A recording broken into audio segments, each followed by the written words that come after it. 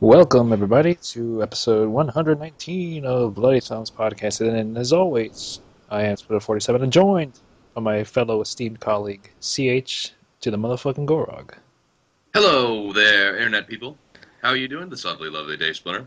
Fantastic. And to newer listeners out there, this is Video Game Podcast, where we delve into the news of yesteryears, if that makes any sense, of the gaming world, and also we eventually, when we get things in order, do some reviews as well and talk about what we've been playing and that sort of stuff in that nature and bullshit as well. I think this is going to be another one of those occasions where we'll, as usual, it's nothing different from the past. Even when there was gaming news, we still delve into some conversations that go into something other little tangents as well, but regardless, that's what you're in for, people. Even if we're following press releases, we'll bullshit about it a lot. So, ladies and gentlemen, I hope you enjoy the show, and thank you for joining us today. And I don't know if we actually have an entirely maybe off the topic or not entirely video game focused news stories, just because there are actually some interesting things going on. And a lot of them actually have to do with some pretty recent things in terms of recent reviews. Like, for instance, Halo 4, which there's been some mumblings going on about the Halo 4 reviews. All of them are coming in that it's a pretty well-reviewed game. Some are saying that it's the best Halo game to date. Frankly, I'm both pleased as punch that the game has turned out apparently so well, but also angry as hell that I don't have it at 360 near me to play it. So for those of you, if any of you post any spoilers on my profile page, I will pull a Liam Neeson on you, and I will find you, and I will kill you with my certain set of skills. Well, I'll pay somebody to find you and kill you. I'll pay Liam Neeson to do it. But the big thing that seems to have been cropping up that I've noticed is that every single this is kind of a personal thing, not entirely a news story, but I'm looking at a bunch of video reviews on YouTube, for instance, like IGN, GameSpot, Revision 3, right? And I noticed something. They're all using the same videos. That it's not like that, and I don't mean they all use the same cutscenes. I mean, I'm talking about they're all using the same cutscenes and gameplay. There are specific moments that happen in the gameplay footage that they show off. Like, for instance, there's an instance where as a first-person multiplayer, I think, game where you fire a rocket at an incoming ghost and it kind of crashes in front of you in a specific manner, and I keep seeing that image over and over again.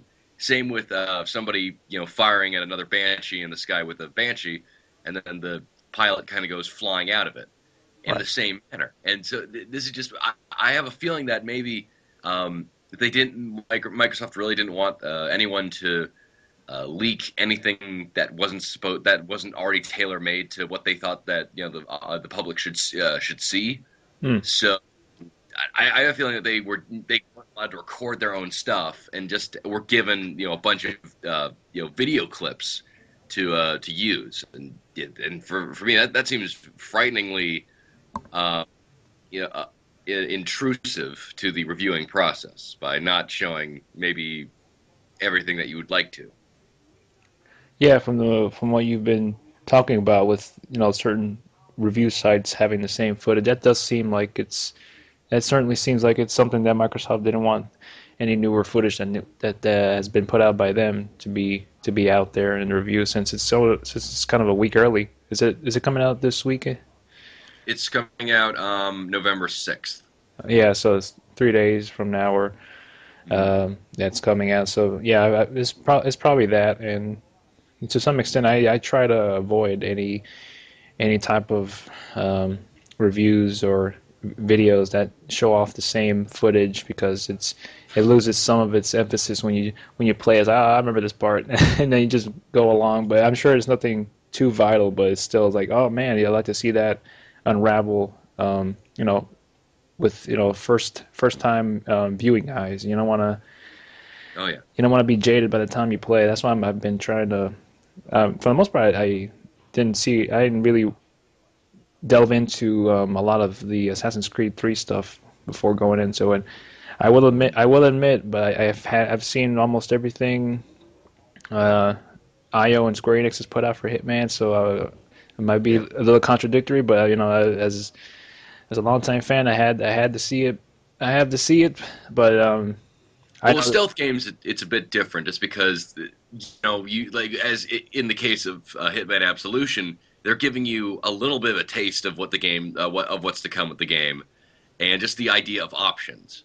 Whereas if you have something a little bit more straightforward, like say for instance, Halo, or maybe like a platformer or something like that, where you kind of get the entire gist of it just by watching the gameplay footage. Whereas with like Hitman, and I would even say I wouldn't even actually say Assassin's Creed 3 that much, just because they're not surprising choices. Like you're given all the tools kind of from the onset, and then told to do something. But wherein Hitman Absolution seems a little bit more like freedom to experiment and having those cool, like, oh, I didn't know you could do that moments where you like you get a guy to walk over, and you light a match and he farts and then he explodes, from internal combustion. Like, oh, that's awesome! I didn't realize you could do that.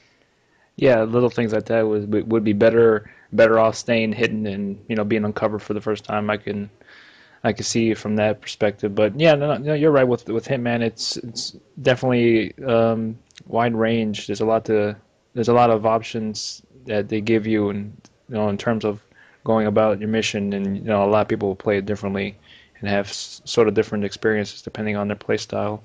A lot like Mass Effect. So it's not like with that it wasn't too big deal. But I was no, I'm getting hyped for it. It's like 17 days left, so Yeah, it's going by fast.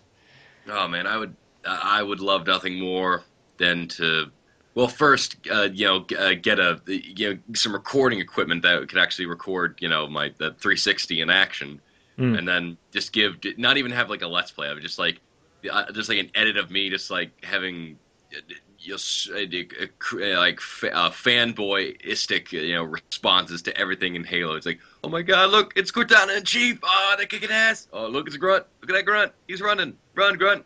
Just, just that. And just like compile the best of it and just release it online. It's like, yeah, this is how excited I was for this game, and I do not regret a thing. Just because just like for Hitman for you, for me, Halo is a pretty big deal. Just because I love the series so much, and I'm glad that our respective games of choice, as they were, are getting their fair treatment. Yeah, same here. I'd love to do the same thing with recording off of my 360. That would be really cool to do. But Hmm. I don't have the gaming capture card for that. But what was it? But It's also expensive as hell. oh fuck yeah! Yeah. Oh yeah. That's why I'm trying to get one for free from Yeah. Elgato. Come on, Elgato, I'll review it. Come on, ladies and gentlemen, why don't you donate an extra video capture card? I'll review it for the podcast, of course. As much as I hate reviewing, I gotta do it. But yeah, I'm pretty excited for that, and yeah, I can see what you're going with the with that. And that's probably the case for the most part with the footage they've been using for the reviews. But yeah, it's strange because some games, they'll willingly, depending on I guess the publisher, will they'll allow the embargo to be lifted for the game's review a week or two. It's pretty rare for two, but at least a week or the day of. Assassin's Creed 3, that they had that review embargoed all the way up until a certain time of the actual release date. So I didn't even see any reviews for it until like I don't know, like 5 o'clock Yeah, the day it came out. But it's regardless of that, I really didn't delve into much of the reviews. I've only played a that's couple of wise. hours of it, but surprisingly enough, I managed to read a book while also playing through Assassin's Creed 3, and WWE 13 as well. But And that was your the Hitman game, the Hitman time book, correct? The Hitman book, yes, novel as yeah, it's good. I spoke to you about it a little bit, and I did a review of it an hour or two ago, right after I wrapped up reading it. Um, I really enjoyed it. It's I think it's in some ways I liked it more because it got a bit more personal with 47. You get to know a bit more of his, get to read a bit more of his kind of inner thoughts, and no, I found What's it his favorite color? his favorite color, Yeah, and you know or like, or a secret Stromboli recipe? exactly, you know I need to know from the beginning what that was, uh, but His secret desire to become a Food Network chef? yes, yes, uh, yeah, the only small issue I had with it was it it really didn't talk about or really reference anything from Blood Money, which I was which the ending was pretty interesting. I would have liked to have seen them get into it a lot more in depth on what happened at the end of Blood Money, but they only referenced like a mission from the game, but that's about it. But for the most part, it does feel like a prequel to the actual game. But even though they don't bring up Blood Money, I thought that was a bit odd. But no, I mean I don't know if it's just me because it's the fanboy kicking in, but I thought it was a good read and I think it's a good. I'd recommend it for even if you're not familiar with the 47 or the Hitman series. I think it's still pretty. You get a pretty good sense of what he's about in that book, even though they added a couple things here and there, but they were just very minor stuff. And him going through surprisingly, I guess a slight addiction to painkillers for some reason, and he kind of Intrigue. intrigue, yes. But I don't know. In some ways, it does kind of it does tie in together with blood money because when you get injured at all or lose some health, you can gain it back by taking painkillers. Maybe that's something that they incorporated in there, but I'm not really sure. It's probably that little tidbit will be pretty decisive for fans. And I try to look at the Hitman forums to see what people thought of the book, but a good chunk of them just trashed the excerpt of the book. You know how when books get released, they put out little small snippets of the pages of the book before it comes out. On at Amazon, they do that. You get Oh a yeah. little preview of it, Hmm.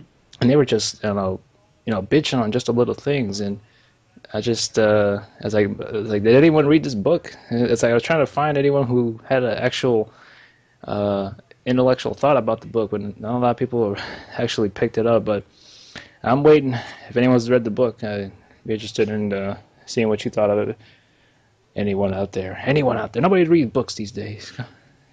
Well, why do you need to read books these days? When you have Audible.com, where you Audible. could have the silky smooth tones of Scott Valente reading a nice old book by the fireside, and you enjoying a nice glass of brandy while you're just love it all. Audible.com. You got nothing to lose. Yeah, for the most part, I enjoyed it. Uh, I don't know. 47 is a character that is it could be I think it could be interpreted in a variety of ways depending on how you either play him in the game or just how you interpret him. And he's a very and also for I don't know, for me I think he's a pretty good character, but he's kind of a little underdeveloped, and I like to see.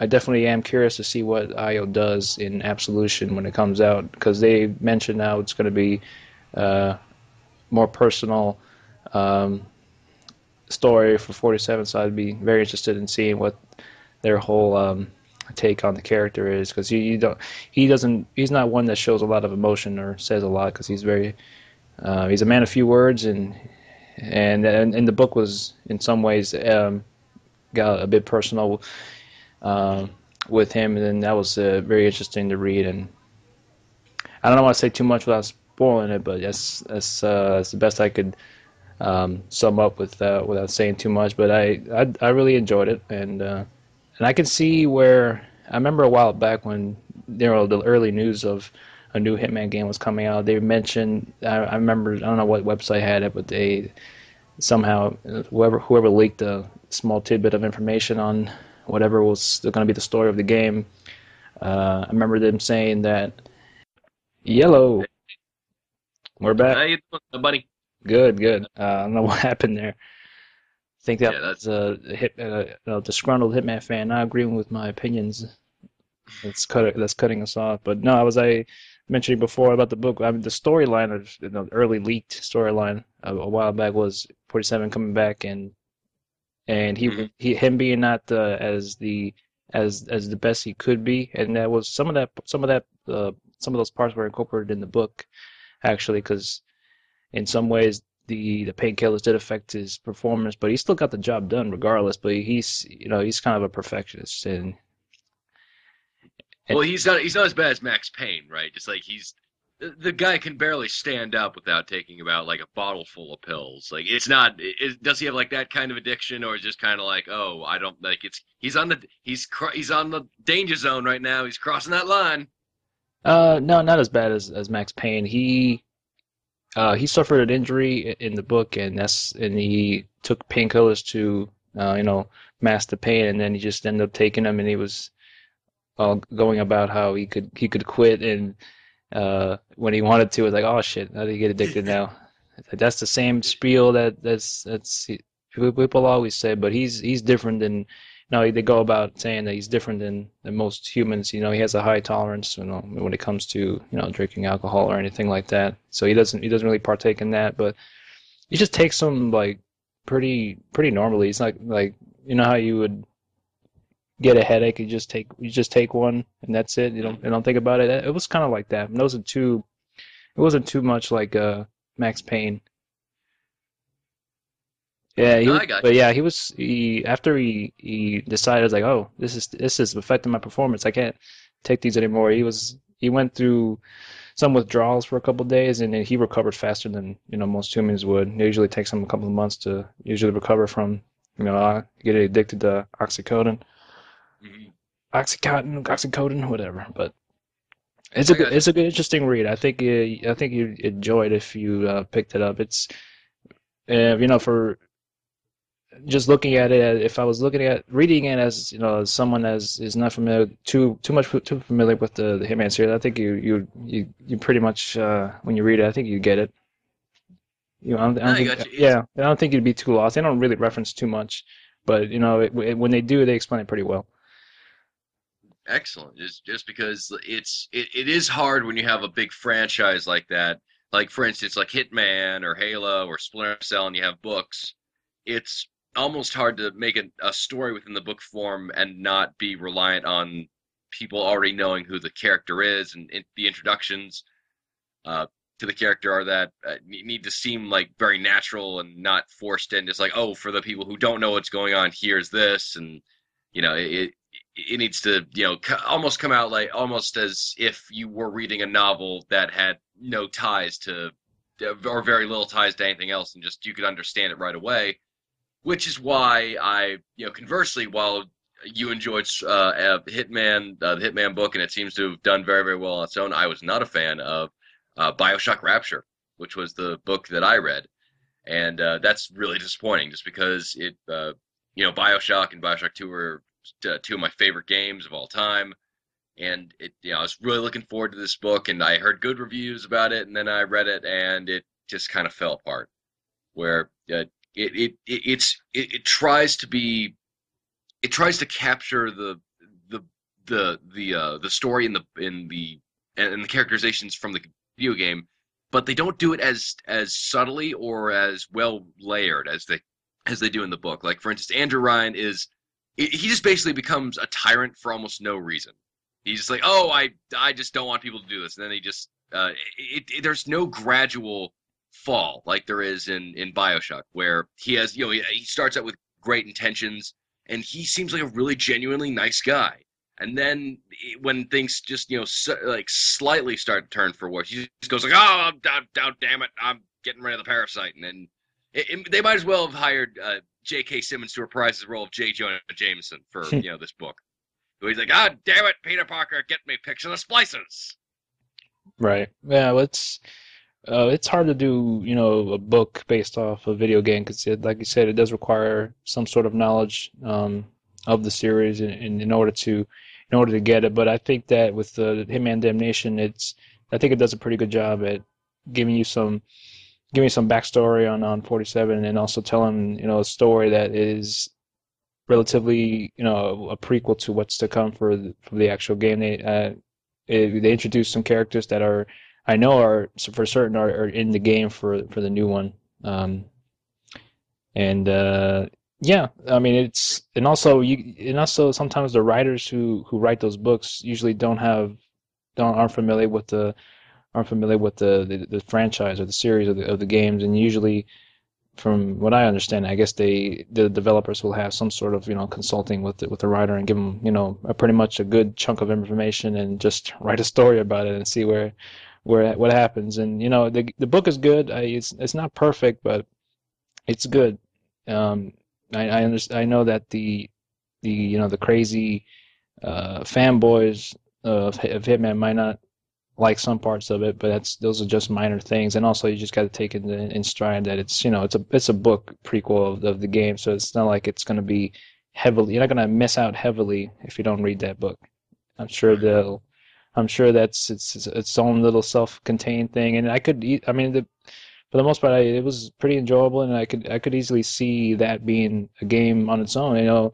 If what you say about BioShock Rapture is what you thought about it. If it's something that wasn't written well, in terms of the quality of the book, and it doesn't feel like something you would see in a video game form. Which I think with Hitman Damnation, I could easily seen that book. It could have been easily made into a game on with some parts that happened in the game. It could just the overall structure could have been made for a game, but they just chose to make a nice little um, a prequel to the game just to get fans psyched for the game. Well, as I can see it, it's not even that.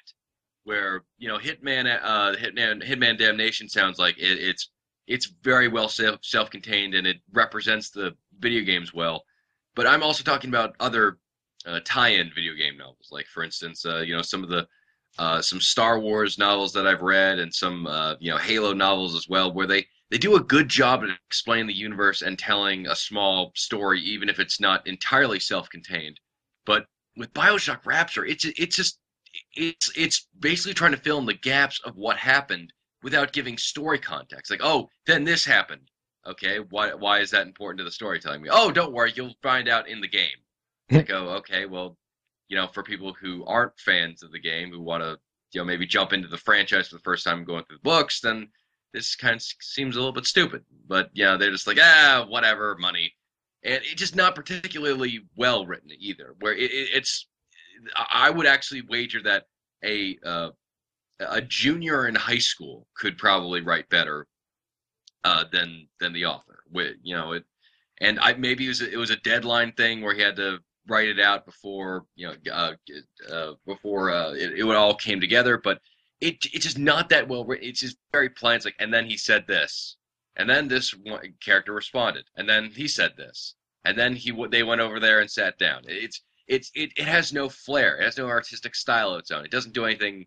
I mean, I don't need Hemingway every time I read it, but I would like a little bit of artistic flair to it, or at least structure that really helps convey the idea of what the passage is trying to uh, elicit in me as a reader.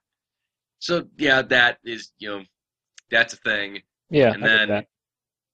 it's like BioShock Rapture. I feel is one of those video game tie-in novels that doesn't really understand what it means to be a video game tie-in novel, where you can be heavily reliant on the game, absolutely, but you just need to be able to convey the story and the atmosphere and the franchise very, very well, and just it really did not do a good job.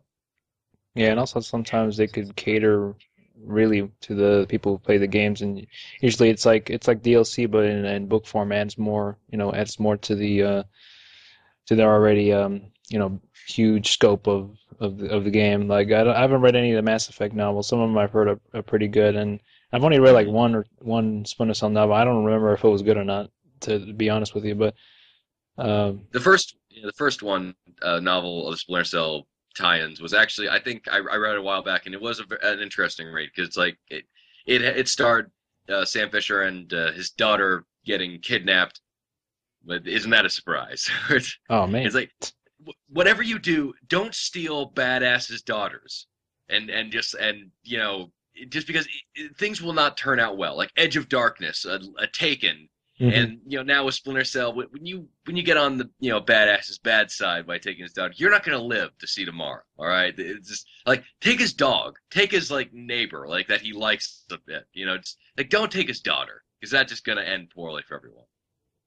right, and yeah, those. I'm sure that was that particular book was standalone. I recall the one I read was standalone as well. So yeah, I mean, take it if it's standalone, you gotta take it for what it's worth. If the the author doesn't get some things right about the character or just not written really well, then yeah, it happens, and I'm sure there are a variety of factors that play into that, for sure, whether it be having it be rushed, near a game's release, or just the author not knowing a lot about the series, and sometimes the developer will get pretty close with the author and trying to get the tone down for the game and have that feeling that you're actually, indulging in the game in book form is Oh yeah. a way to go.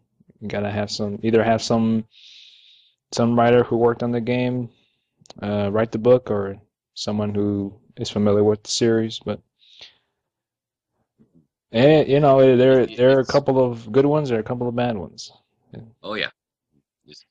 It's it's like a novel adaptation of anything, whether it be a book or the expanded universe stuff, like the Star Wars stuff. That usually is handled pretty well, just with how they're done. But yeah, not every single novel tie-in or novel prequel or sequel instantly is a success. No, I never heard of one that's been well regarded in a lot of fans of a certain game's eyes before. A lot of them are very pessimistic. Especially, we found out when I was looking through the Hitman forums, like, are you guys even fans of the series? Or are you just here to bitch about every little thing? That, that's why I don't go into forums anymore. But there's some cool people on the forums. You can have actual good conversations about the Hitman series. But I don't know whether if I don't know if I'm crazy, but I thought it was pretty good. Yeah, excellent. Just well, at least you got some good mileage out of the series on with that book. It's good. Yeah, I have the other book too. I read it a while back. Yeah, I prefer that over the first book that they put out. I think because it got more personal. Mhm. So it was an interesting read. I'm more psyched for the game already, but I gotta wait till the 20th to actually get my hands on it. I'm very stoked. It's already November. God damn. Yeah, I cannot wait because November is actually a very interesting month because now we got well Assassin's Creed 3, which was kind of an October release, but more along times of people enjoying it in November, and Halo, Hitman, just looking forward to the video game releases that we have. Sure. You want me to talk a little bit about Assassin's Creed 3? Sure. I haven't played it yet, but I found out the ending of it because I'm not a huge Assassin's Creed fan. Like I like the games, but but if like I can, yeah, but I realized that I was probably not going to see Assassin's Creed for a while, so I might as well if I had to spoil myself on one game, it would probably be on that game's story. Oh And man. yeah, Yeah, I it's avoided any of that. I almost got spoiled, but and then I clicked out of that.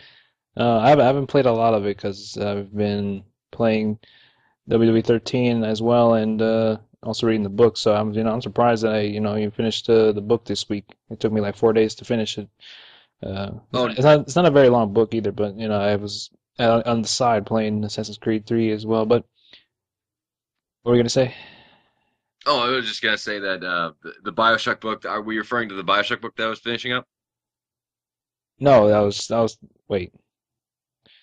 Never mind. Never mind. Okay, just skipping on. Just skipping on. No, no, no. But You said that you spoiled yourself on the ending of 3.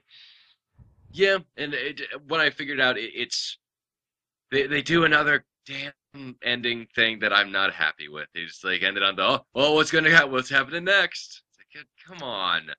I don't want to know, but It's it wouldn't surprise me because the yeah, entire series has been about cliffhangers. and it's a cliffhanger in a way that shouldn't be a cliffhanger, but somehow they made it as a cliffhanger. It, and Shit. that's really a shame, just because it's I I can't even say just because I don't even know if it's a satisfying or unsatisfying cliffhanger. Where it's damn it. Okay, I won't say anything. I won't say anything. But anyway, I just that I read the story of what's happening in Assassin's Creed 3. But what they're doing is actually pretty interesting with the narrative, and how they're treating this one as opposed to the other ones, and that's on the good side. And I'm also a big fan of the American Revolution, and whenever we have more Americans in video games, then I like to say hell yeah. Oh yeah, I am as very as interested as in seeing the American Revolution in the video game form as anyone else, but uh, I've only played about 4 or 5 hours, so it's one of it's I think they developed the character of the new assassin very well because they really take their time. They don't go they don't go through and just throw you into the assassin role just yet. You gotta play through a couple hours of um, and it's one of those things where it's slow at first, but it pays off after you start playing as Connor. You start off with him as a younger age, and just sort of similar to Assassin's Creed 2, where you start off as a younger Ezio, and things happen to him, and then he just when he takes up the mantle of an assassin, and you see go through that whole progression with him and the Hmm. characterization. It was so far is really well done because you play as his dad, which you don't really know. I don't know if I'm spoiling it, but in the beginning, you kind of played through him for a couple like an hour or two, and then um, that's when you later on you start playing as a younger version of Connor, and you go through the strides of. But it was they do a good job of developing his character from just the very beginning. Hmm. It's like and I assume what you mean from the very beginning. I mean like the very very beginning. It's like Ezio, like you see him just like pop out of the womb. It's like Ezio Auditore, just as he comes out. So I assume it's similar to yeah similar to to that where from what I've heard it's you start as a young spry buck and then age up and the story happens around you as well. Yeah, they do a very good job. Ubisoft does a good job of developing their main characters there.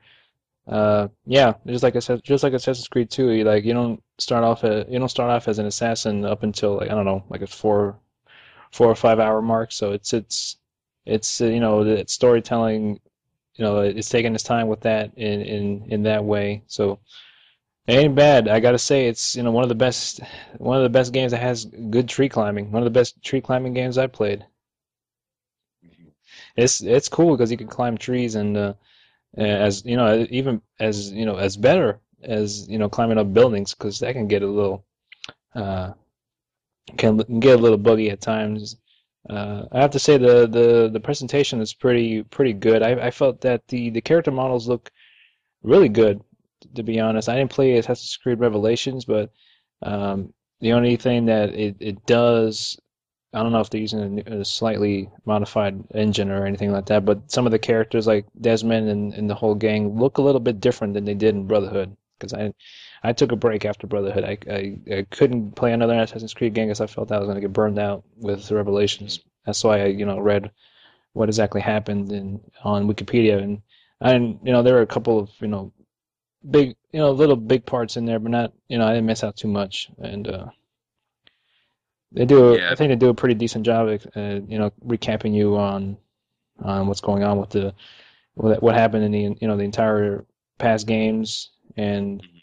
I don't know. I think it's one that it's going to be a little bit difficult to grasp if you're a newcomer just going into three. It's definitely a series that relies on those previous titles to kind of make any sense on what's going on, with the Templars and all this reliving your ancestors' past. Yeah, I can see it being very I could be being very kind of confusing if you're a newcomer that's going in there. So I think if you can, I recommend playing two in Brotherhood, maybe the first one, but that one has um is kind of its own set of issues for me. But that's that was the beginning, and usually with the sequel they always um, build up and modify and make it better on after the first one. It takes them the core mechanics of the first one and implement it a lot better in the second one. So if you have the patience for the first one, because that I don't know, the first one had some issues Mhm.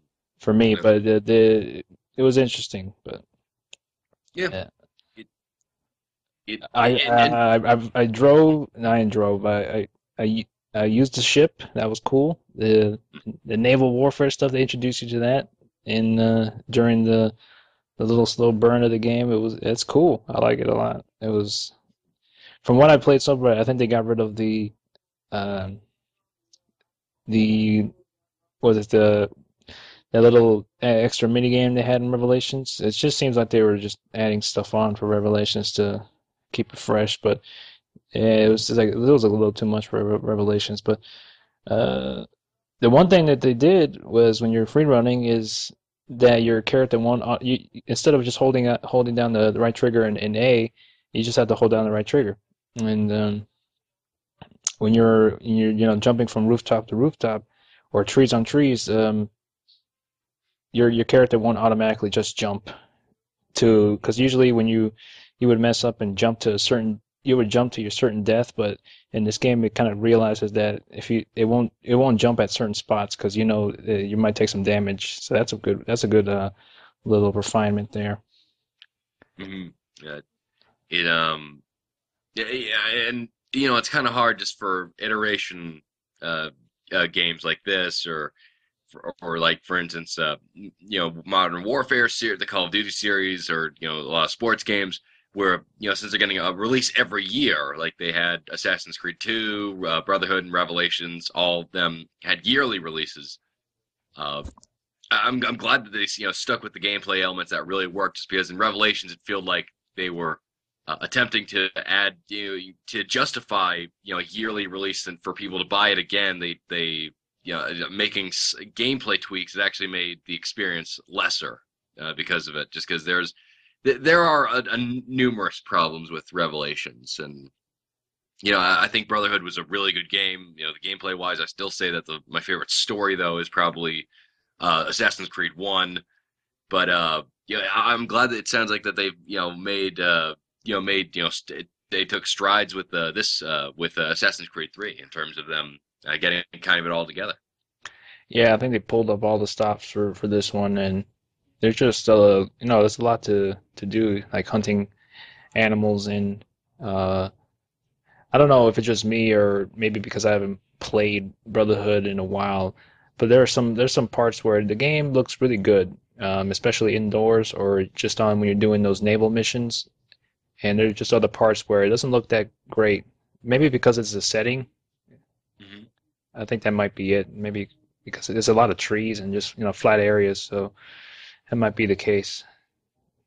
I don't know. Right. I don't know. It just doesn't like some of the environments don't look that great. But I'm not one for to complain about graphics, but uh, it looked fine. I'm just saying. But it still it has its Oh, it has its little issues too. It felt like I know that they put out a really big update the day it came out because I remember hearing that there were some issues with it, that there were a couple of bugs here and there that prevented people from advancing on a certain mission and things like that. So I think it seems like they might have rushed it a little bit for the holiday season. But it's not buggy enough to break the game or anything. Just Hmm. Assassin's Creed game, so it's not always uh, not always perfect. There's always little bugs here and there, but everything looks good. Voice acting is there. There's a good portion of the game when you start playing as Connor is what they're speaking Native American, so you got to kind of read through the subtitles of what they're saying, even when you're doing little missions too, as when you're younger. Yeah, I thought that was pretty cool. And I met Samuel Adams. I did. Samuel Adams and Benjamin Franklin. So, They're did in. did you ask Sam Adams for a beer? I wish, but I can Good thing. confirm that they are in the game. Nice, nice. Is like one of your secret moves, like tying a key to a kite and flying it over, some Templar heads, having it strike lightning, and then Benjamin Franklin gets the Christopher Lloyd voice, like, oh, that's it, Connor, we have to go back. Oh Then fuck! you jump I wish the clock tower. in. George Washington is in the game. I will confirm that. Yeah, that would be kind of weird. It was just like the American Revolution. George Washington is merely a foot soldier. Connor has to take over. Like, what's your name? George Washington. Aha! Oh, thank you, Mr. Washington. Then he gets promoted to presidency but he didn't do anything. Right. So, And uh, license. I don't know really what else to talk about there. I mean, it's an Assassin's Creed game in the American Revolution, so it's just what you expected it in some ways. But I like some of the additions they added it with the naval stuff. I think it could be its own separate game. After like playing through one or two of those naval warfare missions, I wish they'd put out a game like that. I'd play it. Now, that naval warfare thing was actually really surprising because I've been keeping away from a lot of the news presses, so I thought like, oh, okay, Assassin's Creed. It's kind of a mix of the old Assassin's Creed with Red Dead Redemption, kind of the open world frontier. Oh, that's interesting. And then I was watching a review of it, just like to get their general impressions on it. And then I saw the naval warfare thing for the first time, and I'm like, holy moly! I didn't know that was going on. Like, was this master and commander of the far side of the world nonsense over here? Come on, Yeah, and they sing some songs too, like yo ho, some. pirates fight for me. Doo doo doo. I was just singing that the whole way when I was playing it. They were singing something else, but I was like, oh yo ho, and that was a Why lot is of all the rum gone? that was a lot of fun, and that's one of the shining, one of the cool shining moments that I played so far where it looks really good. It just they have all the water looks good, and just it doesn't look as complicated as it might seem if you haven't played it, but it seems pretty cool. Having you can either have it go half sail or full sail, and just combating against other uh, enemy ships. Those were really cool moments to play as. But uh, you got some interactions with I don't think it was Minerva. It was like somebody else, Juno as well. When you're just trying to right now you're just trying to look for a key to open this kind of futuristic door, and right now with Desmond that's going on, and you also get the little snippets of things to come as well through Juno and Minerva. But yeah, I'm very early on in the game, so that's all I can really to talk about right now. I'm sure there's so other badass moments in the game. I don't think I've even assassinated one target yet, but that's how far I'm at right now. Uh, I'll definitely get into it some more without always spoiling it. But it is what it is. It's a more refined Assassin's Creed game in the American Revolution. You got Boston in there, so it's cool. I know you could do that before with Brotherhood, but there's some more options to fast travel from one area to the other and just really good, um, just cool moments of just having just a run around and like near the mountainside. That was cool. Good stuff. Good stuff. I say, CH here. You're in for one interesting adventure once you head back to the States. Well, I'm looking forward to it. So, yeah, Ass Creed 3 is something for everyone to grab a hold of. You everyone grab hold of that ass. Good old times.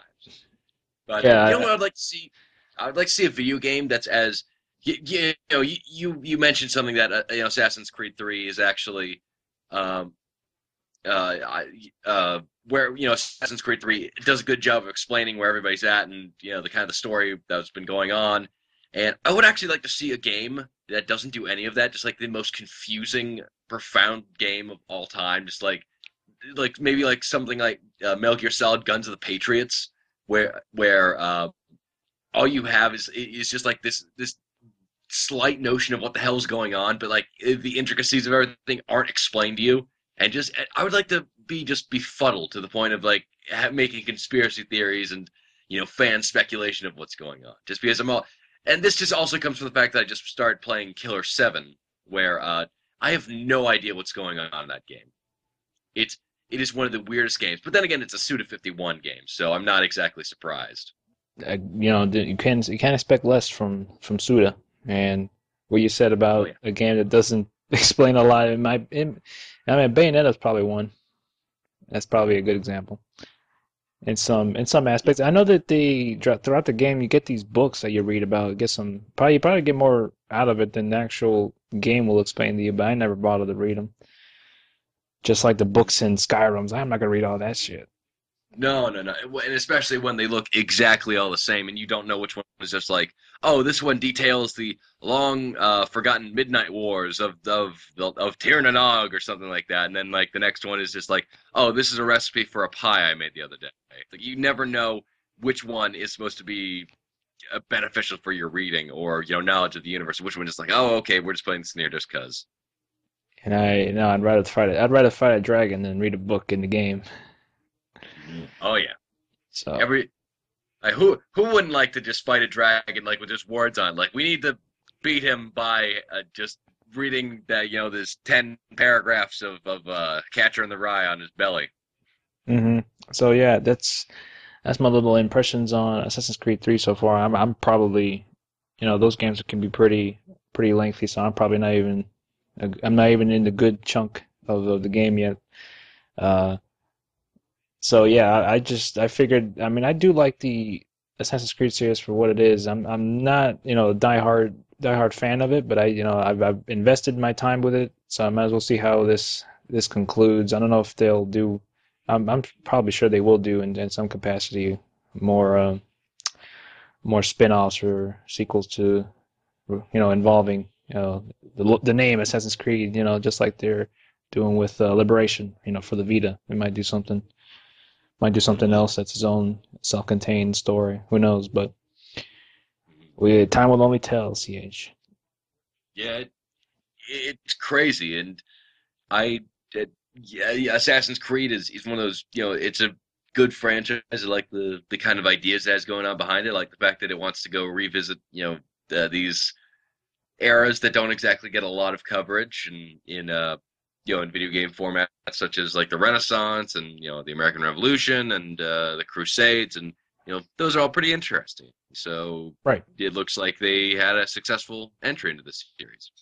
Yeah, and so what I've played so far, they get into pretty good detail on the American Revolution, and they critique both sides. It's not like it's uh, leaning towards one side and to the other. They kind of you know throw good jabs at each side,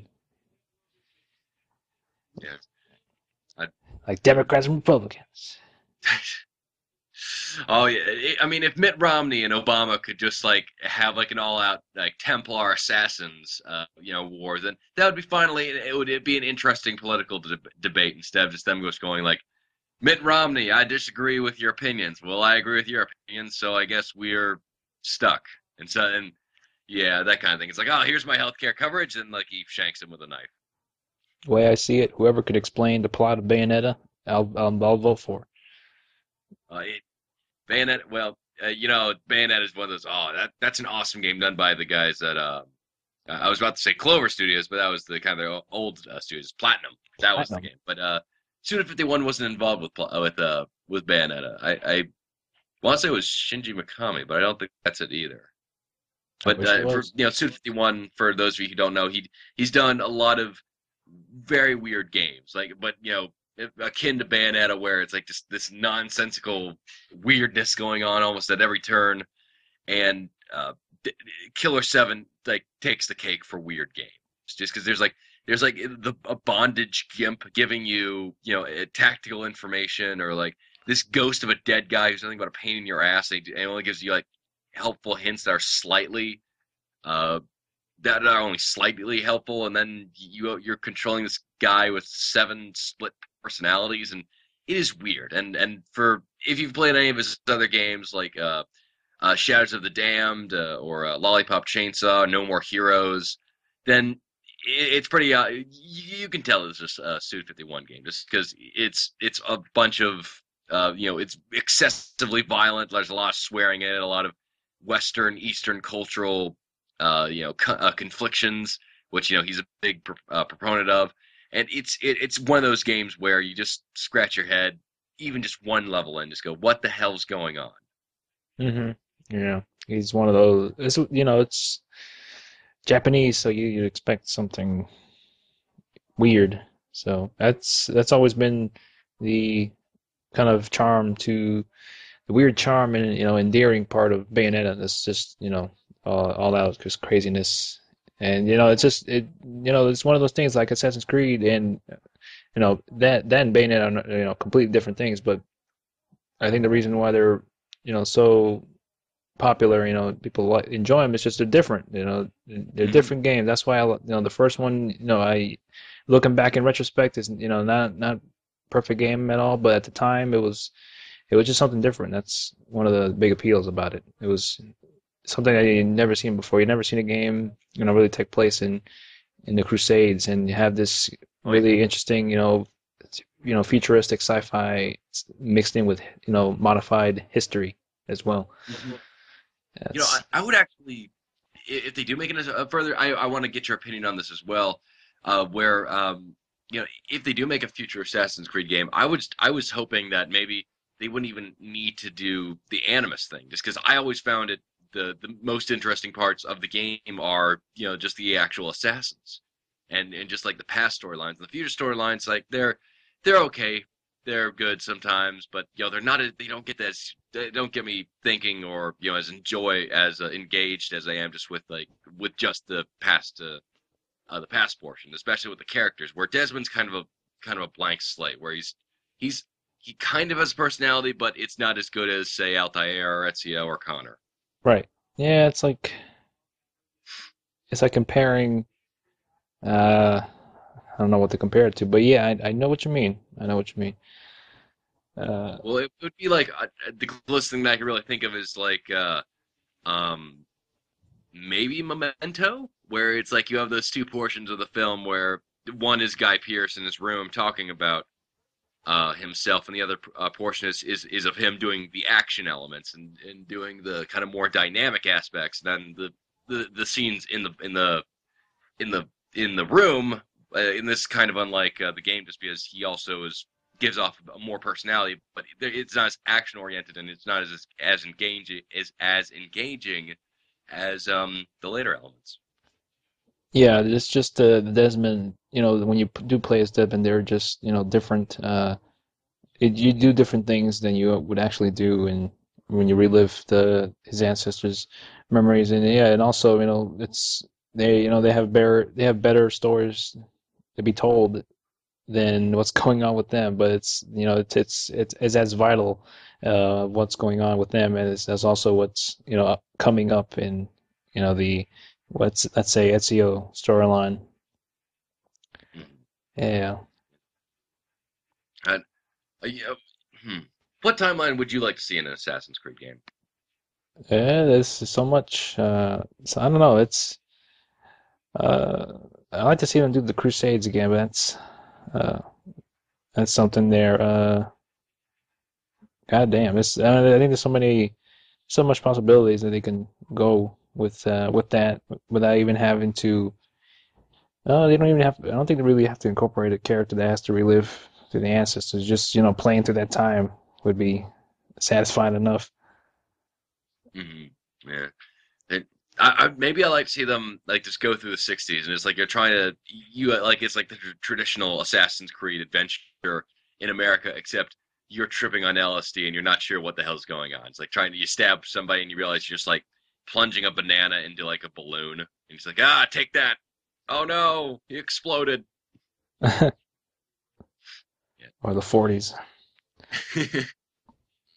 Wait, that would actually be a good one. It's like Assassin's Noir.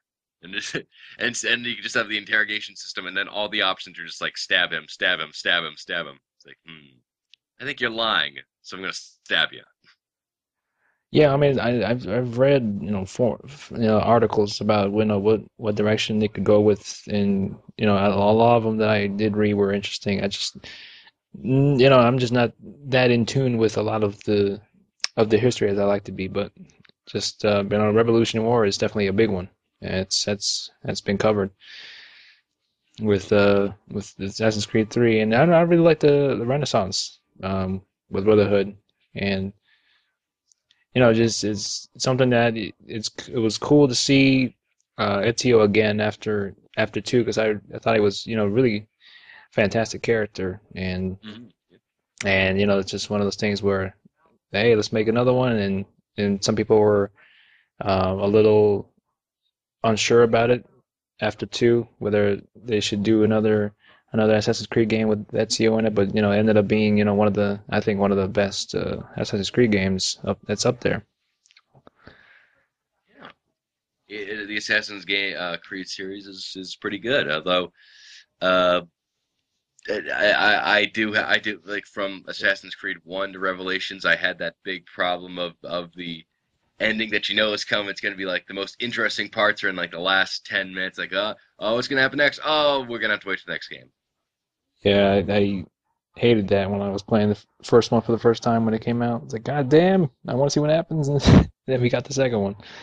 Yeah, and then they end the end too with like, Uh, oh, by the way, there's this space goddess who's wants to talk to you. Like, wait, what the hell? It's like, oh, nope, too late. The end. You got to be kidding me. these solar flares. So, Yeah, solar flares and giant ladies who are also holograms from Star Wars. walking. I would like to see maybe just like the Tupac hologram show up at the end of Assassin's Creed 2. It's like, hey man, how you doing? Like, what the hell's going on? Why are you performing them rapidy scrappities? What is California love? Ezio is all confused. Oh my gosh, it is that. But that series, I think, is very well done, and so thank you very much, Ubisoft, for carrying a franchise that it actually requires a lot of insight and knowledge about the certain events. Good on you. Yeah, fantastic. Bears. Be- Bears. Maybe that would just be the next one where it's like Ezio Auditore versus a gang of bears because like all the humans are now, or maybe oh no, better yet,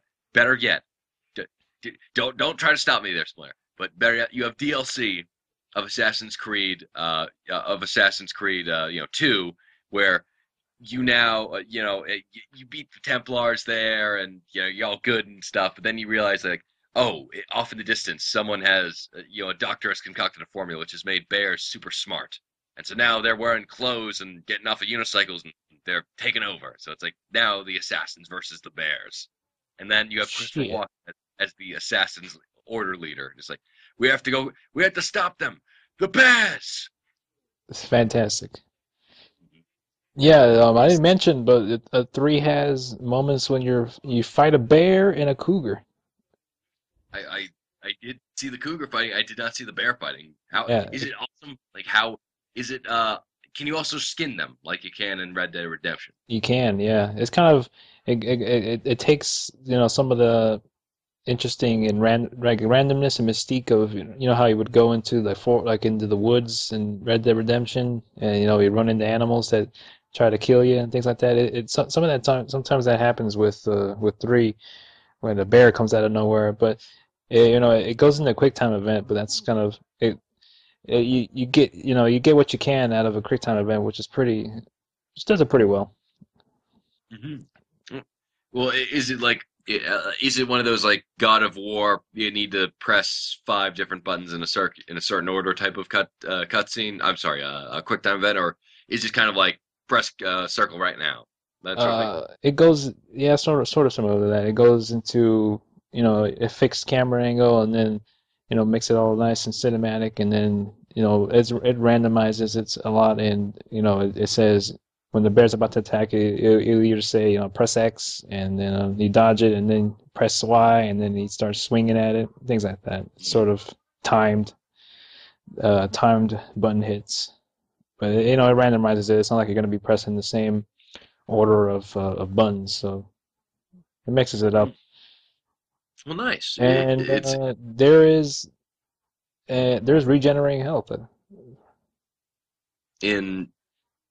and regenerating health in three when you're. Oh, okay. I'm sorry. I thought you meant just like when you killed the animals, you regenerated health. I'm sorry. I don't know why I thought that for some reason.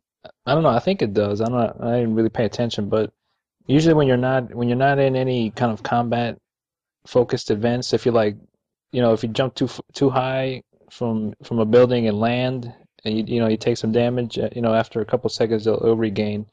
You'll regain your health, but I haven't noticed any regenerating your health when you're in combat.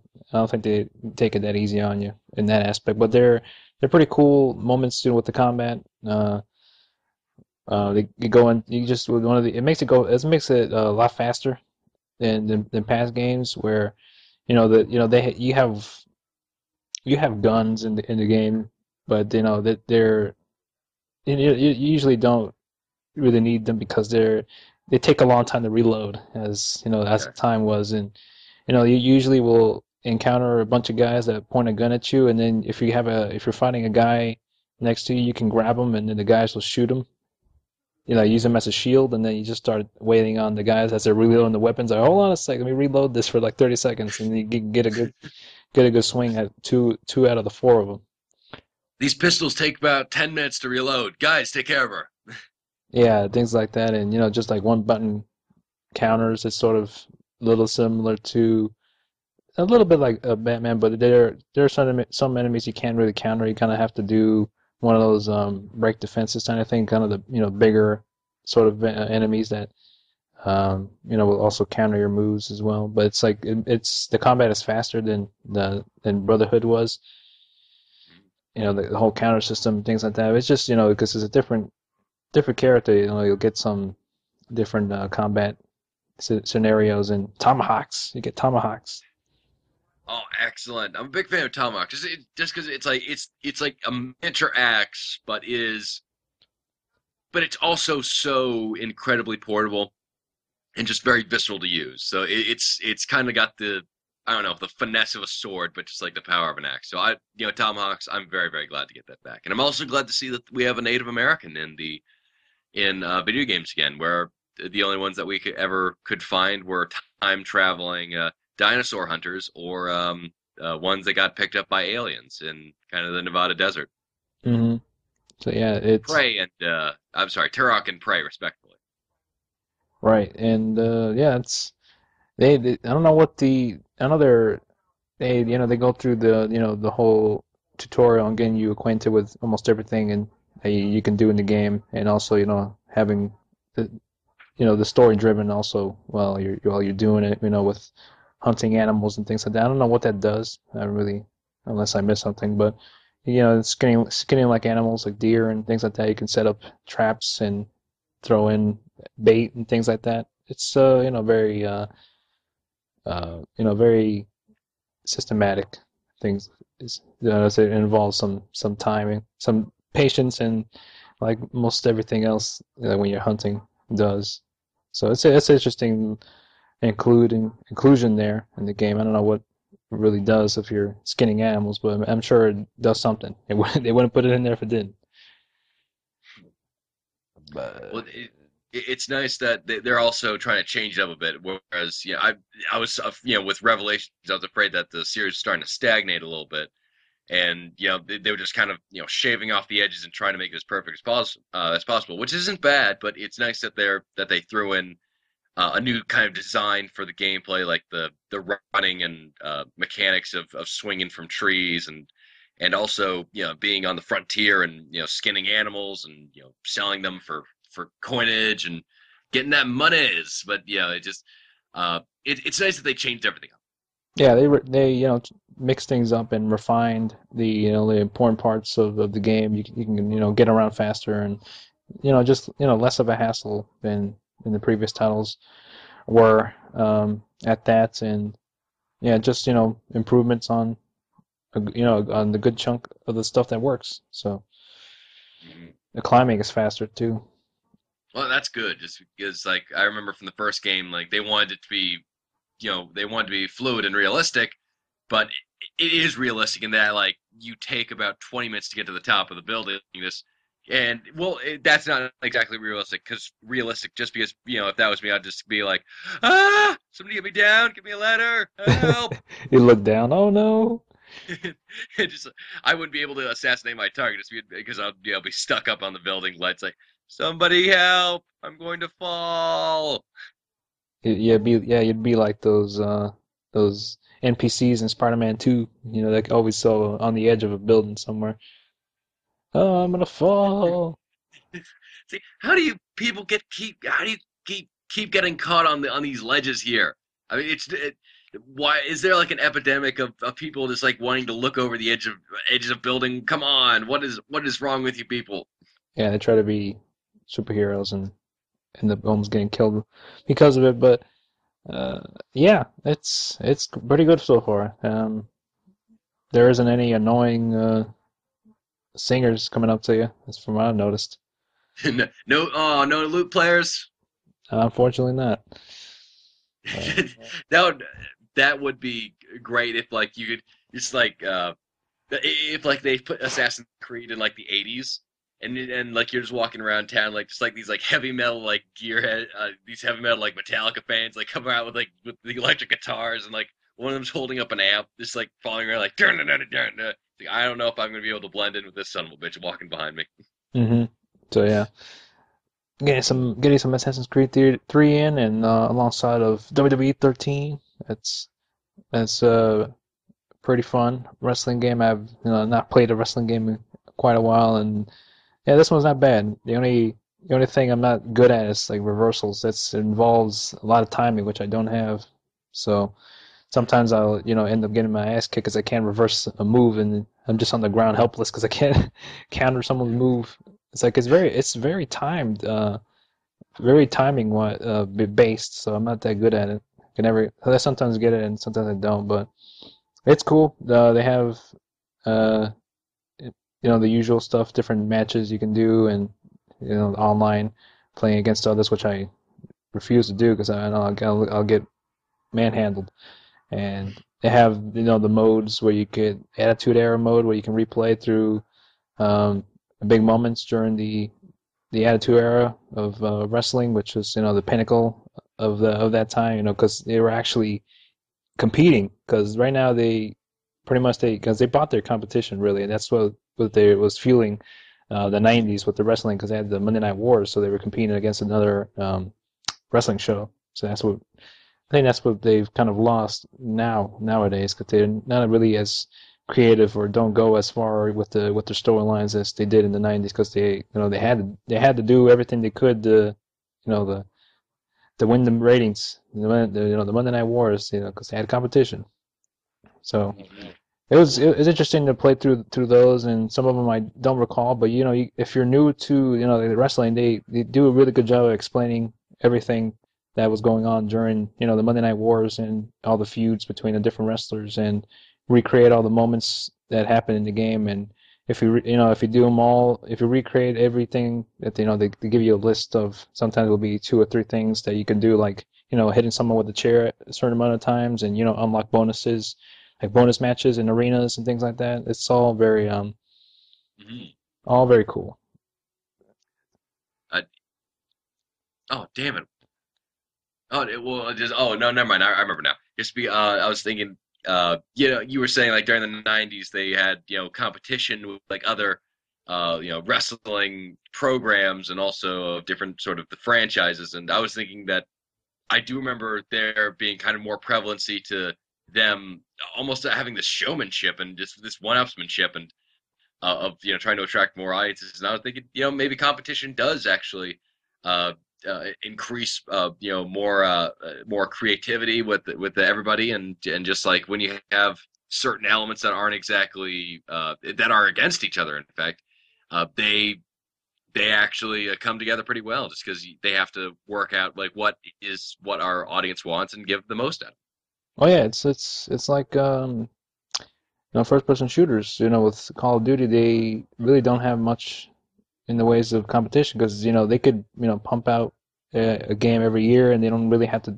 do a lot to change it or, at all. Be creative and they always sell. It's the thing with what's going on with the WWE is that they pretty much they during the 90s right it. late in the Attitude Era they bought the competition pretty much and they had really don't have much in the way of competition. Is I know there's another show but it's not really one that's going to rival that because it has a bigger audience. So and that's yeah like, it's in some ways you do lose some of that tenacity and willing to compete and it's not as like it's not as well put together as it is when you're having to compete with someone. You'll do whatever to Oh, make things exactly, happen. exactly. That's really You, quite the you, case. yeah, just like you'll go for like uh, the weirdest characters, or like just have like the weirdest type of advertising, just like or it's like where you have like basically people who are dressing up as superheroes coming on out and taking each other to the mats. Like, oh, that's what I love. Just like the crazy, we'll do anything for attention sort of type of sports. Just like it doesn't even have to be wrestling. I like football games where they have absolute like they're just so incongruous with the stuff they're advertising. Like occasionally they like I remember watching Fox football, and occasionally and they'll just like break out the Seth MacFarlane characters like Peter Griffin, yeah, damn it, I can't remember the alien from American Dad, and Cleveland, and just like have them all talk sitting there and talking to each other, and like that barely has anything to do with football, but let's go on like one thing like, oh, you know what you have to have with football? Chips. And they all get into a conversation about chips, and it has nothing to do with football. But I it's like that kind of advertising where, Roger. Roger was the name of the alien Right. from American Dad. And so you have like all those characters there like talking, or like they would try to advertise like maybe a movie, like the announcer just like, well, that was Sir, and now this. Well, that pass was out of this world. Speaking of out of this world, go check out Prometheus coming next week on Fox, like released by Fox. Like, oh come on, like you can't even just like run a banner at the very bottom of the screen, just like saying Prometheus, like opening this Friday. It's like no, you got to get. You got to get the guy. You got to get the announcer. You got to get the John Madden. Like, oh, you got it over here, and then oh, look at that. You got a banner right there. It's coming up for George of the Jungle Part 2. Excellent. Yeah, that's one of the things that really drew me to watching wrestling in the 90s because they did so many crazy things. It went all out with what they did on the shows. And I remember, I mean, I could tell you a lot of crazy stories regarding that. I mean, I remember they had one pretty big main event pay-per-view type of match, and they had it on a Sunday. They were competing against the Super Bowl, and people watched. It was like it was like one of the strangest but awesome matches that happened on a show that really things like that wouldn't be on there. It would be on like on the Monday show instead of on Sunday. They did things like that to get people to watch. And I remember one of the female wrestlers on she's like I don't know how old she was then, but she was like in really in her 60s, and she gave birth to a hand. And What? And that's the crazy thing that was going on. And they touched back on that like a year or two ago where they brought back the hand. There was it was like some guy in a hand costume. It's like grown up. It's like, hey, here's your son. It was crazy things like that. It was just amazing. Oh my God, I love that. Just because it's these people's like desperate fever dreams for creativity, and then like and then they come to them, and then it's so much better than what they could have ever hoped for. Hmm. There are definitely some cool callbacks to that, and it would be sort of like if Suda 51 was writing for wrestling, and that's what kind of how crazy it was at sometimes in the 90s. Oh my, that is just great. So, ladies and gentlemen, if you have any inspiring little bits of sports and advertising that don't seem to be that don't correlate well together, please submit it to us so that we can look at it and enjoy laughing. Hmm. So yeah, yeah, that's pretty much it with WWE 13, and that's I'm trying to think of anything else, but it's got the basic things like creating or it's a lot of very you can get lost into the not even playing the game. You can get lost in just creating arenas, logos, and if you want to make a wrestler, you can do that. You can spend really hours on making it and setting up his intro and having all the pyros and the lights going off and how he enters and customizing his Mm-hmm. entrance music and things like that. It gets very in depth with that. That was one of the things that attracted me just playing that and past wrestling games in the past. And the only minor issues I have with it is that it sometimes the audience can be really loud and it's hard to hear like the music sometimes of when the wrestlers come out and sometimes the commentators. Although sometimes commentators in sports games in general aren't that great, so maybe that's a little bit of a pro there. But at least I'd like to hear a little bit of what they're saying. 'Cause sometimes they with the Attitude Era mode they took the clips from the actual matches and they put it in the game, so it was interesting there to hear the actual audio from what of the actual match and all the different promos that were going on at the time. So they did a good job of making you relive that '90s. And for those who aren't familiar with it, I think you get caught up pretty well with what was going on and all the big feuds and famous wrestlers at the time, like the Rock and Stone Bill Cold, Goldberg. Bill Goldberg. Yeah, Bill Goldberg. Yeah, I recognized him first from the greatest movie of all time, Santa's Sleigh, where he portrayed Santa Claus as a murdering psychopath. Oh yeah, I think I saw that on Sci-Fi. And yeah, and he was in The Longest Yard with Adam Sandler. Oh, yes. There was also there was some sort of movie where he was like a babysitter for like two kids, like something Thunder, but he was also like an action hero. Where I mean, it was the '90s where people were just like taking any celebrity who like had a modicum of public eye focused upon them, and then just like said, "How would you like to be in a movie?" Oh, sure, why not? And that's how Bill Goldberg made some of the greatest movies of all time. Yeah, might have been him or Hulk Hogan. You're talking about. He did some movies in the '80s. Yeah, Hulk Hogan. Oh, I'm sorry. No, no, I was thinking of. No, you're right. Hulk Hogan is the one I was thinking of, not Oh, Bill Goldberg. Suburban Commando. Oh, that was it. That was the one. That was the one. I love that one. It's so good. And Bill Gold. Oh, I'm sorry. Damn it. I keep getting them confused. Hulk Hogan. And I was really hoping that the 2003 Ang Lee movie Hulk would be just about the chronicling events of Hulk Hogan and how he took the world by storm and made himself the lovable scamp that we know of him today. Yeah, I was. That's why I was pissed off at that movie. I thought it was the story of Hulk Hogan. Exactly. It's the Hulk, like Eric Bana, like when he gets angry, he just turns into Hulk Hogan. There's a leg drop on the building. that and just that and I think Suburban Commando really is just the 12 angry men of our generation where it's like it's a movie that makes you laugh, it makes you cry, it makes you think, and then at the end of it you realize it has Hulk Hogan in it and therefore is better than anything else in the world. Hmm. So yeah, You that's just yes. that's about it with WWE 13.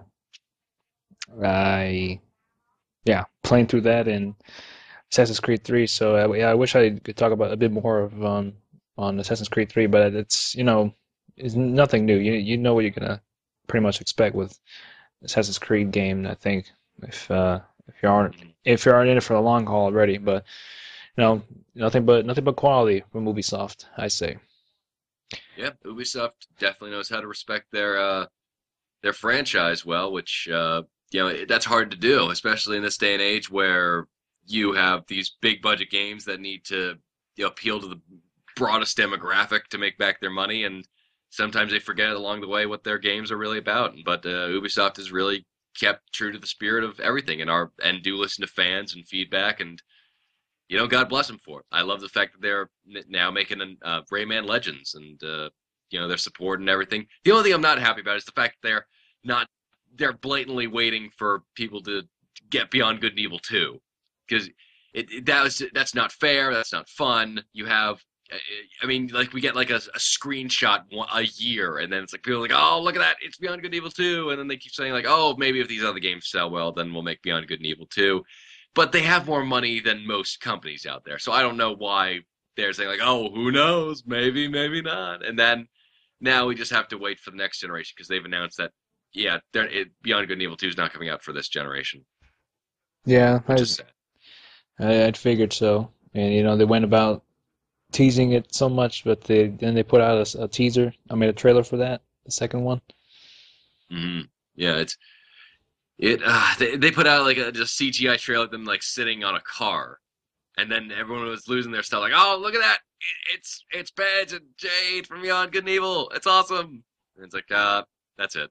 Like, oh, come on! Like, you can make 20 different games of rabbits, but you can't make one more game of Beyond Good and Evil. Come on, please do it. Come on, Well, one side of owner, make them do it. Come I'll on. I'll try. And I know one side of Ubisoft is doing they're working on was it like Splinter Cell, crap, Black Black Ops, Ops. I would say Black Black, Ops. Splinter Cell Black Ops. But yeah, they're working. They're doing Blacklist, and then they're also. I love that the fact that they're actually doing a wider range of games than just maybe just like M-rated shooters where you have the military games, yeah, which are kind of mature and a bit violent and a bit gritty, and then you have on the other side you got Rayman and just having a fun wacky time, and then I just want them to do the Beyond Good and Evil thing just so that they have the trifecta.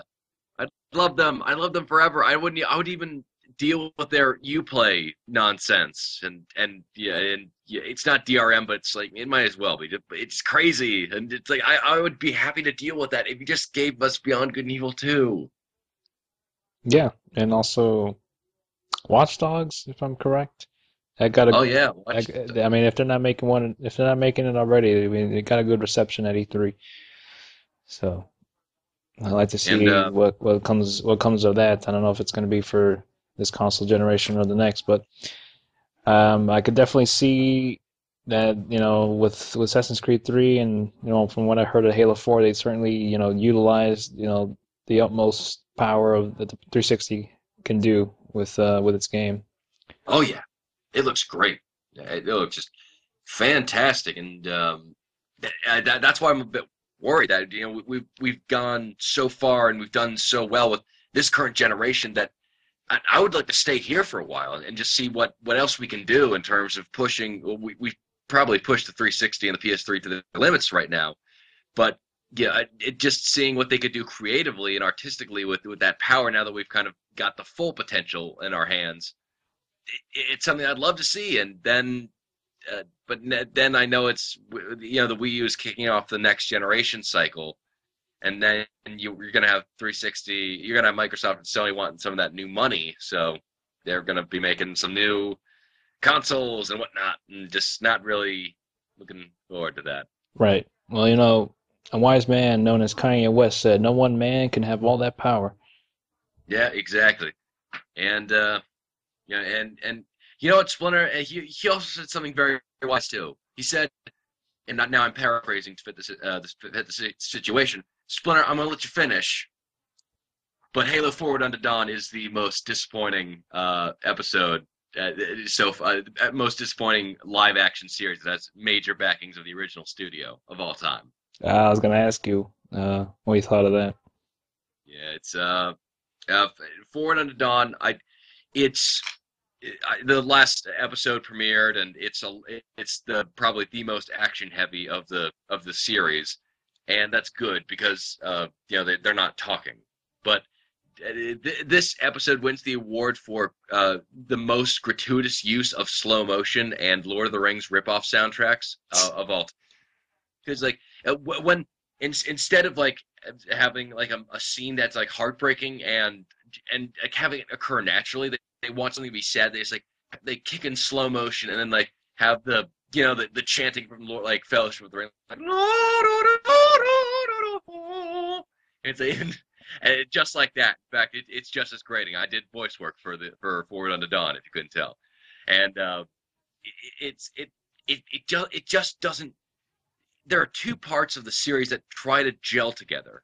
Well, there are many parts, but mostly there's two overarching ideas of one being sort of a look at warfare and violence and whether or not it's justified, and a really on the nose sort of uh, message of like of realizing like whether or not enemies are like, oh, they're all bad guys, they need to die, they couldn't possibly be human, and for the human characters, and as they're talking about like a human rebel in colonies, and the other one is like a survival type of story where it's the master chief and the students trying to escape the planet, and that's interesting because of they're able to optimization of the game, but damn it, I couldn't connect to any of these characters that I didn't have a connection to.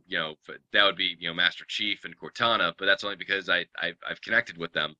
The writing just is not that well done. I would say that it's actually pretty poor. There's a love story that comes out of nowhere. That it like you these two people just like talk to each other, and you have there's no like hinted element of romance. There's no hinted element of them liking each other or intimacy in that way. And then like suddenly you're just like, where like, so what you think about leaving the academy? Yeah, I don't know what to do. So you want to make out? Yeah. And then they start making out, and then that's when trouble happens. And then and it's such a weird concoction of different ideas that don't pan out. Like they want something to be deep and metaphorical, and then they just like, and then the second part just abandons that altogether. It's a good looking series. It's impressive for the production value that's obviously went into it, but it is not a good series for the story or characters. Well, I think that goes to answer Snake's question. Does love bloom on a battlefield? I think that answers the question. But it's not even about. It's like them just like talking outside of the academy. Just like uh, there was the main protagonist like revealed to have some sort of like deadly condition whenever he's put into cryo sleep, and the soldiers need to be put into a cryo sleep often. So it just like he's allowed to go home, and he doesn't know whether or not he wants to leave, and but the thing is, he doesn't know if he wants to leave. But the problem is that he's been making arguments for the entire time that these people are fighting for the wrong reasons. That they're just dying for an idiotic conflict, and nobody's listening to the rebels who have examples. Then suddenly he's just like, I don't know, I should leave. I don't know. Like obviously your convictions haven't really tied you to this place before, and then it's such awkward characterization because you can tell the actors are just befuddled by the script and are trying their hardest to make these characters seem real.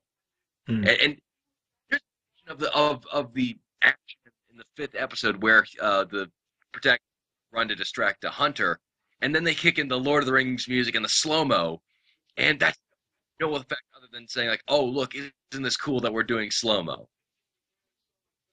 Isn't it? It is to a well, it was the first 20 times, and then 21st. This is just kind of being overdone, and it's and it is just a cluster of not of just really weird ideas that do not work. And Yeah, like the most empathy you ever feel for a character is one of the characters who's like at the academy who um his father's kind of disappointed in the in his performance at the academy, but he says he'll try better. And then uh I don't want to spoil what happens with his character, but it ends on a note where where you just feel like, oh, that character, I really sympathize with that character, and what happens, and it just that's the most I ever got emotionally out of the thing, just because it's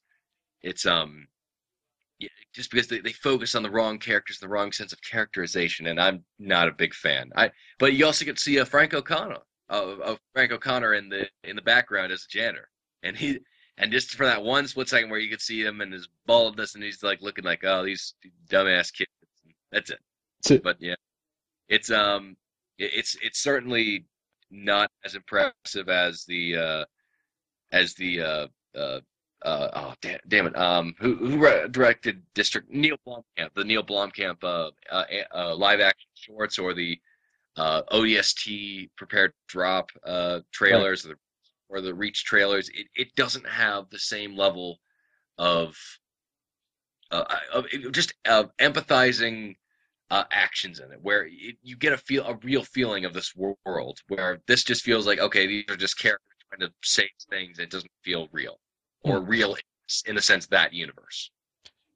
Well, that's a shame. I usually don't try not to get too hung up with fan series because usually that because sometimes people who make it don't aren't really usually don't get something right or aren't really well versed in making short films or writing for short films. But um, I'd still go on to say that the Splinter Cell fan series is pretty good. Not I mean, not perfect, but I feel it was pretty good.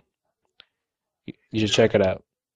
The Splinter Cell series I think it's very very good, and the fact that they're not completely reliant on telling a certain story within the video game context. That I thought that worked to its benefit a lot, and just it went off on its own story, and it had its own ideas, and I like that. This felt, especially the fact that before every single episode there's it's basically the prequel to Halo 4, where you are having Cortana just narrating stuff about like what's going on, and you wouldn't understand uh what is going on unless you have clear understanding of Halo 4 and what's going to happen in Halo 4, and kind of on right now with the Chief, and it's not that impressive in terms of just storytelling, where it feels like a heavy fan service, which is something that I within the universe, and that's kind of a criticism that I would also lobby against Red versus Blue, which I'll talk about maybe another time. But yeah, just uh, this feels too much like it's trying to fit within the Halo universe and not try to tell its own story, while at the same time trying to tell its own story. Mm. It's a weird combination, but yeah, it's I would I, seeing it just for how amazing the production value is, but I would not recommend it just for the story. That goes to show you that style over substance is not always a good thing. Oh no. So that uh, that's and oh yeah. Oh, by the way, before I forget, what did you do for Halloween? Halloween, I Netflix my ass off and ate some candy. That's pretty much it. I didn't plan on Good. anything major. I kept it simple. Kept it simple. What about you? Did they celebrate Halloween over in the Australian lands? These people are they're liars, or they don't know that they're lying, because they say like, oh, we don't, it's like ask them like, oh, do you celebrate, when I was getting introduced here, I was asking them like, oh, what holidays do you guys celebrate? And it's like, oh, well, we celebrate Australia Day, some celebrate Boxing Day. They kind of celebrate Christmas. It's like, what about Halloween? It's like, oh no, we don't celebrate because it's a it's more of an tradition. Oh yeah, okay, I can understand that. Since it kind of really originated in America, but then like for the 31st, we went to a people who had the most outrageous masks that I've ever seen, and before that, I was going through a downtown district looking for a costume shop, and almost every single shop that offered kind of various knickknacks, party favors and stuff, were of all like Halloween, pumpkin decorations and masks and scary things for out there. It's like, okay, this looks like Halloween. You people are lying. I, like them trolling me. It's like I was waiting for like to go into like one of the stores and see like all the masks, just walk out and everybody like walking around saying la la la la la la. Oh. God damn it, those contradicting bastards. So yeah, nothing too major for you. Uh, it was we went to it was just a ball at the Circular Quay, which is uh right next to the Sydney Opera House. Fortunately, there was like this little rented out sort of dining restaurant where it was all the students from the University of Western Sydney campuses. There's about 5 campuses, and a number of people went. We all got dressed up and went over, and I was actually terrified just because I was told it was kind of black, like a tuxedo, uh, black tie event, and I didn't have anything that nice. I had nice khaki, a nice long collared shirt, and a suit jacket. But I didn't have anything that Tuxedo shirts. wasn't walking up like James Bond Skyfall, chicken. It was more like, hey, guys, I'd like to get a martini. I'm not really care. It's like a martini. Yeah, it would have been cool if you just went in all James Bond like with a tuxedo shirt on. Or just very like, or just like have one of those shirts that just like have the illusion of a tuxedo shirt. Hmm. Where she's like, I'm pretty sure I would have been thrown out, or maybe I wouldn't have, just because there were people who were dressed. They just woke up. There, like a lot of people were dressed nice. Like all the ladies had nice dress, and the fellas all had nice suits of some caliber or another. And then you have like these guys walking around in like jeans and sneakers and like a wife beater. It's like, oh, you got it, really? Like I know it's not exactly a formal event where this is the most important semester here. It's just like a nice get together of like dancing and drinking. And oh, by the way, there was free alcohol, and I had there and then some. Fantastic. There's always they always gotta stand out, don't they? Mm-mm.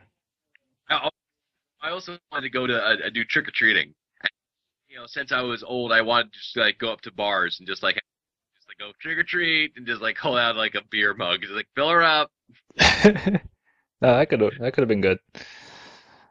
That sounds like a Cheers episode. Woody Harrelson filling up a mug. Somebody's come walking in. Hmm. Hey. It was a fun.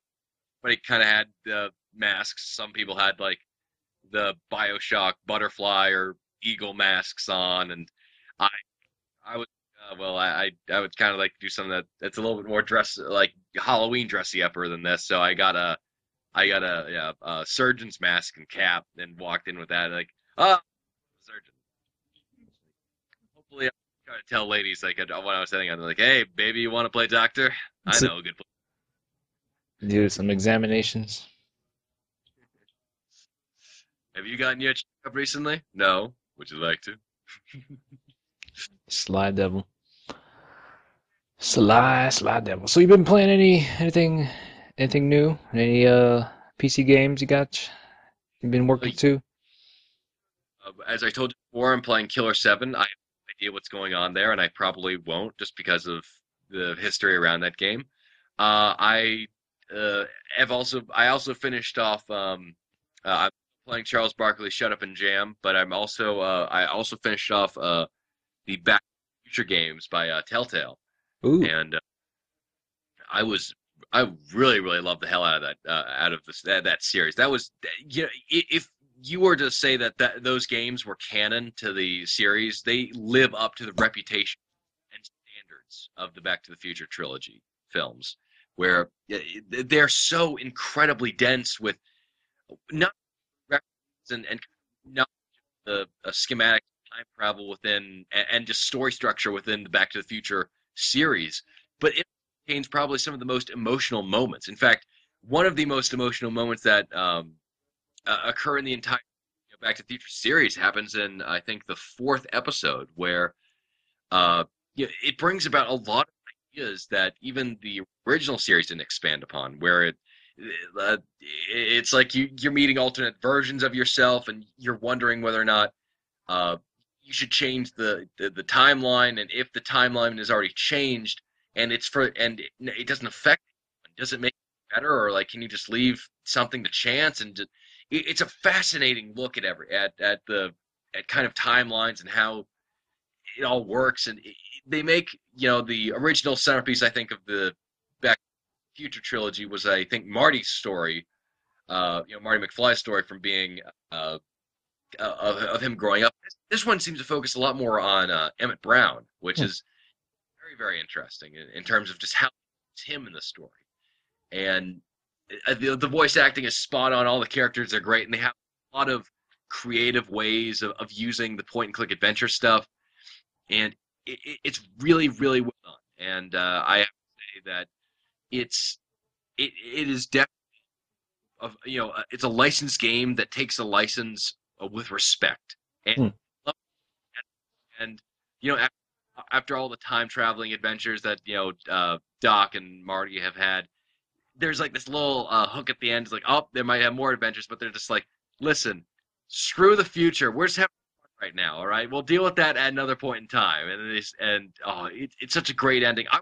I wouldn't even mind. That was like the capper to the entire series, just of the way that they end the story. Like, and it's uh, Telltale really knocked it out of the park in terms of getting it all right and said and done. And I am a happy, happy clam. And they also were able to get Michael J. Fox back for to do cameos for I think two characters where he has Parkinson's, and because of that uh he's not allowed to, well, it's not allowed. He you have Parkinson's. It's like the new. If you find a man with Parkinson's, you beat him to a pulp. No, you don't do that, ladies and gentlemen. That's bigotry, and where because of his condition that it's very difficult for him to maintain a coherent performance just because of how it affects him. So voice acting has been a real big avenue for him. If you remember a lot of his voice acting roles, and he's done Stuart Little, he's done uh, Milo from the Atlantis film that Disney did a while back, which was, by the way, an incredibly dark film for a children's film. But anyway, that's neither here nor there. And so he's very well used in the Back to the Future episode 5. And by the way, please don't think I'm a bigot just because I said that people with Parkinson's can't act. I'm sorry, please. I didn't mean it. Going to hell, CH. Going to hell. I would But now and go just punch myself. Like, don't say it. no, that's cool. It's cool to see that you can get more out of a series, a franchise, just by playing it in a different medium than it was originally on. You can add more to it, and it's not something that you can. It's something that you can live without, but it'll add more to the experience of the whole thing. It's like one of those things where you're good with it and without it. So it's cool, fantastic. I, I, I really do wish that a lot of these video game tie-ins with established franchises and just like products that I wish that they would like, take the route of Back to the Future or Arkham Asylum or uh or Chronicles of Riddick, even where they understand what makes the that universe tick, and then they try to make the best product that they can, just not of necessity of saying, okay, we need to pump out money, but just of, okay, this would make a cool video game idea. And the people at Telltale have done with Back to the Future, which I would recommend to anybody. And I was at stuff for the longest time that you couldn't that there was no Xbox 360 port of Back to the Future. It's only on PC, Mac, and PS3. But I recommend getting it just because it is a for all you adventure point and click adventure game fans and not even maybe just Back to the Future fans because it is a really really well done product. Fantastic. That's something I have to look into. So I do enjoy the films. So I like to see what they could add upon those in a video game form.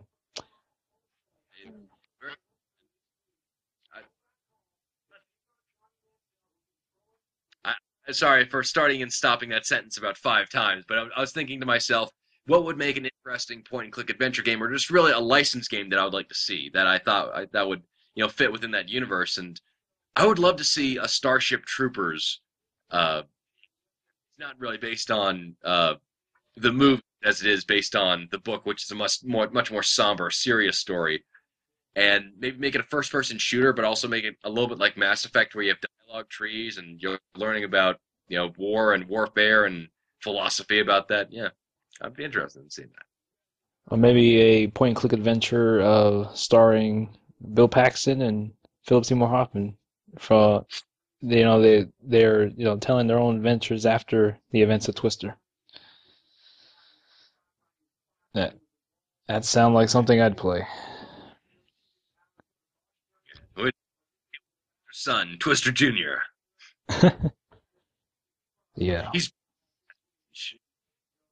I don't know. I mean, I think there are a lot of avenues for different different franchises to take with point and click adventures. Certainly, ones will work better than the others, but something like Sherlock Holmes would be cool. I'm probably sure they've already done that, but things like that and Blade Runner, it worked really well when I played the Blade Runner point and click game. That was one that added to the whole universe of that movie, and it was self-contained, and also had references of the movie, and I think it did take place during the movie.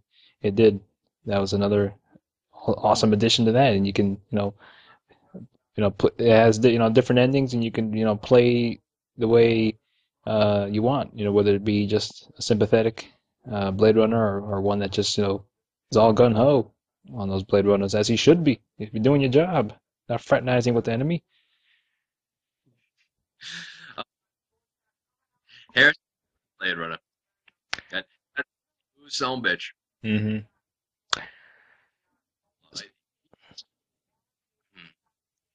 I, I would like to. I would like to see new properties introduced to video games where it's new ideas or new franchises that people want to start up. I see more experimentations with already established franchises like Sherlock Holmes was definitely one. Maybe them trying to do a Godfather game that doesn't absolutely piss on the legacy of Francis Ford Coppola and the people involved. It wasn't three bad enough. Yeah. Oh, the third one, it had good ideas. I like it. It's almost kind of like The Dark Knight Rises, where I liked the ending of the main character, but it's of Vito Yes. Corleone. Yes, I'm trying to think what was Al Pacino's character's name. Like, it's not Sonny. Sonny was the brother. It wasn't like Patrick Corleone or just or something like that. But yeah, I like that ending. But yeah, there were just so many things wrong with that other movie where just like oh, it's that thing. You don't really need that thing, or like the really annoying character that you have to have there for younger audiences to somehow be a part of. Yeah. Yeah. I didn't see it, so I've heard the tell of I was very disappointed, but I think I'm better off sticking with the first two. Those are pretty good on their own, and you kind of make your own assumptions on what's to come after the end of two. Oh yeah. It's it it's definitely yeah, definitely stick with the first two films and just kind of ignore the third one. We kind of like, wow, I'm making more Dark Knight comparisons, where that's kind of how I feel about Batman Begins and The Dark Knight, and then Dark Knight Rises, just like, oh, you can make up your own story after that, just because, yeah, just not really a big fan. Anyway, moving on to something else, where we have, yeah, for those of you who are fans of The Longest Journey and Dreamfall, uh, apparently we're a creative director, Rag Hornquist, has found.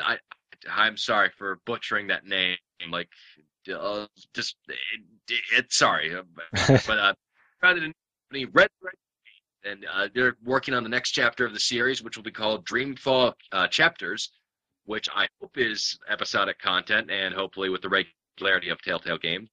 But yeah, what's interesting is that Funcom owns the rights to the series, and they've given Red Thread Games the go-ahead to do it. And while it will be independent,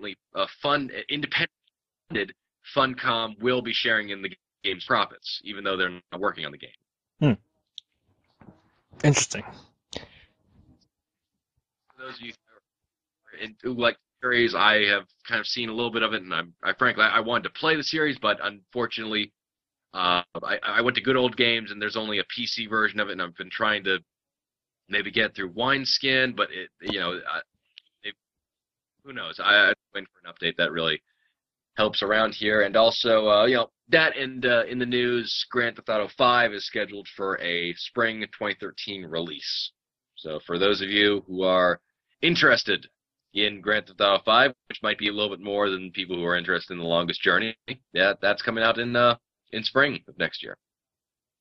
Yeah, that sounds about right. I figured that it was going to come out this year for sure. That's something for next year. It's usually around the release time. I know that the past games have been around April, around Yeah. that time. It, this is strange, just because, yeah, I mean, with Grand Theft Auto 5, it's being pushed back to an all. It's funny because there's almost no games coming out for this winter season, but this next spring is like going to be this huge glut of games where you have Alien Colonial Marines, Ninja. I'm sorry, you have Metal Gear Rising or Vengeance. You have BioShock Infinite, and now you have Knights of Grand Theft Auto 5. These are huge franchises and huge games that are getting, not a lot of space for to maneuver around each other. Yeah, it's the thing with some of those titles. They've been pushed back just I assume for more polishing, and I think that's really for the best. You don't want to really want to rush a title out if it's not up to its full capacity, and rather than just having to get it out because you don't really have to. I mean, I know there's definitely a lot that's coming out next year, but considering, well, especially with Rockstar, they don't really have to worry about releasing a certain game at a certain time or season because it will sell regardless of when it comes out. It could be either December or January, and Rockstar games, they sell. They have a reputation, and people enjoy their games. I certainly do as well. So I mean, yeah, we'll see. I mean, I don't have too much information on GTA 5, but I certainly be interested in seeing what they do and what they've learned from their recent titles that have not been GTA related, but take the things they've learned from LA Noire and Max Payne 3 and apply them to GTA 5 and most likely, hopefully address the tonal issues that they kind of had with 4, having it be all over the place like a mixed bag of things. It was being a parody of New York and how people live their lives, and the other side was just being this kind of serious story about a foreigner arriving in of the city of where dreams are born. He's Where come wish upon a star. all men are created equal, and then starting to realize that it's almost the same as when he was back home. And that's it. And I also, I'm, you know, you are just spot on with the tonal issues and the fact that you say like Nico Bellic, oh, I'm a monster. I have killed children and women. And then like he's sad about it. And then like the next minute you can like run over 20 people and not really even think twice about it. And I and it could be tied to morality. I mean, I would like to see like maybe if you do kill more people than need be, or just if you do just even just kill people, like maybe it could be an option where you can go through the entire game, not kill a single person. Who knows? But that's probably not likely given it's a Grand Theft Auto game. But it's it's an issue that I think if they don't fix it, it's just going to make the experience even worse than Grand Theft Auto 4, just because it's and I've already seen that they've gotten a lot. They've had the lowbrow humor that put in from like the early trailers of Grand Theft Auto 5, where they had like there's like a mortgage company, STD. Sexually transmitted disease. Funny, Dan Hauser. Why don't you grow up? And so, yeah, it's that, and the fact that you have, you have these gameplay elements which don't really gel together. You've had more than enough time for other open world games to take, serious approaches to subject matter, funny approaches, and good blend of the two. Like you've had L.A. Noire, Mafia 2, Saints Row the Third, the Sleeping Dogs that have kind of covered the gamut of everything that's been going on. So GTA 5 will really have to progress, or at the very least, they'll have to really get their own sense of identity together before going after their next outing. Right, yeah, that's the case right there because there've been a couple of pretty good, decent, open world games that are they do their own thing and have some sort of little unique thing that separates them from GTA and definitely with I know it's a different game, but with Max Payne 3, they did a good job at having the tone the tone of the game being consistent because it was linear and then you were only uh, you were limited to what you can do because you didn't have too much control of what you can do. Like it's not like you're going to be shooting innocents at will. It was linear and relevant to what's going on in with Max Payne. So it's not like he was going on about killing people and then the next scene about killing innocents and then the next scene just not killing them, something like that. But it was consistent. That's what I'm trying to say. But I don't know how. I mean, I think it could be done, but I don't know how they would do it because it leaves a lot to the player when it comes to a game like GTA, where it's so open-ended and it allows for a lot of freedom in terms of what you can do on and off missions that sometimes don't really coincide with what the character is um, going on about throughout the game. Ah, it's going to be an interesting time, I tell you, for the Grand Theft Autos and all that jazz. We'll see, and although all the others don't really care about uh, about the tone and story consistencies. They just want to kill some hookers, which more power to you. You got to do that. You got to do that. Just occasionally, you have to make sure that every once in a while you get a hooker and you make sure that you get your money back because that's an investment that you're never going to see again. Hmm. That is correct. You invest a lot with that woman, and you just you got to take it out on her. For Those fat hookers, they're taking your money, Splinter, because that's a bad thing. Boop. So yeah. yeah, I think that's I mean all about it for me. You brought up the GTA 5, possible release for next year and around spring. So I don't know. There really isn't anything else that I can really we could really say. I don't know unless you have something else that you wanted to cover in news, but just mainly the big things with big releases with WD13 and Assassin's Creed 3, and yeah, the next week with well this week on on Tuesday with Halo 4. Well, the base is well on those types of releases, and the only thing that I really have to really consider or really think about is just a few things that are on my mind. One of them is the acquire, and this might not actually seem like video game related news, but it's the acquiring of Disney's acquiring of Lucasfilms, and you might be wondering to yourself, CH, you incredibly handsome, magnificent stud, who obviously deserves round in money, gold, free copies of Halo 4, and just cars, but not don't shower me with cars because those will probably kill me if you throw them at me. But anyway, uh, you might be wondering to yourself, well, what does that have to do? What does LucasArts have to do with Lucasfilms? But I already just gave it away because I said LucasArts. God damn it. Okay. Well, anyway, now that it's LucasArts, the part of Lucasfilms that does the video game side of the business that Lucas has been done, which means the video games with Indiana Jones and Star Wars that's been acquired by Disney. And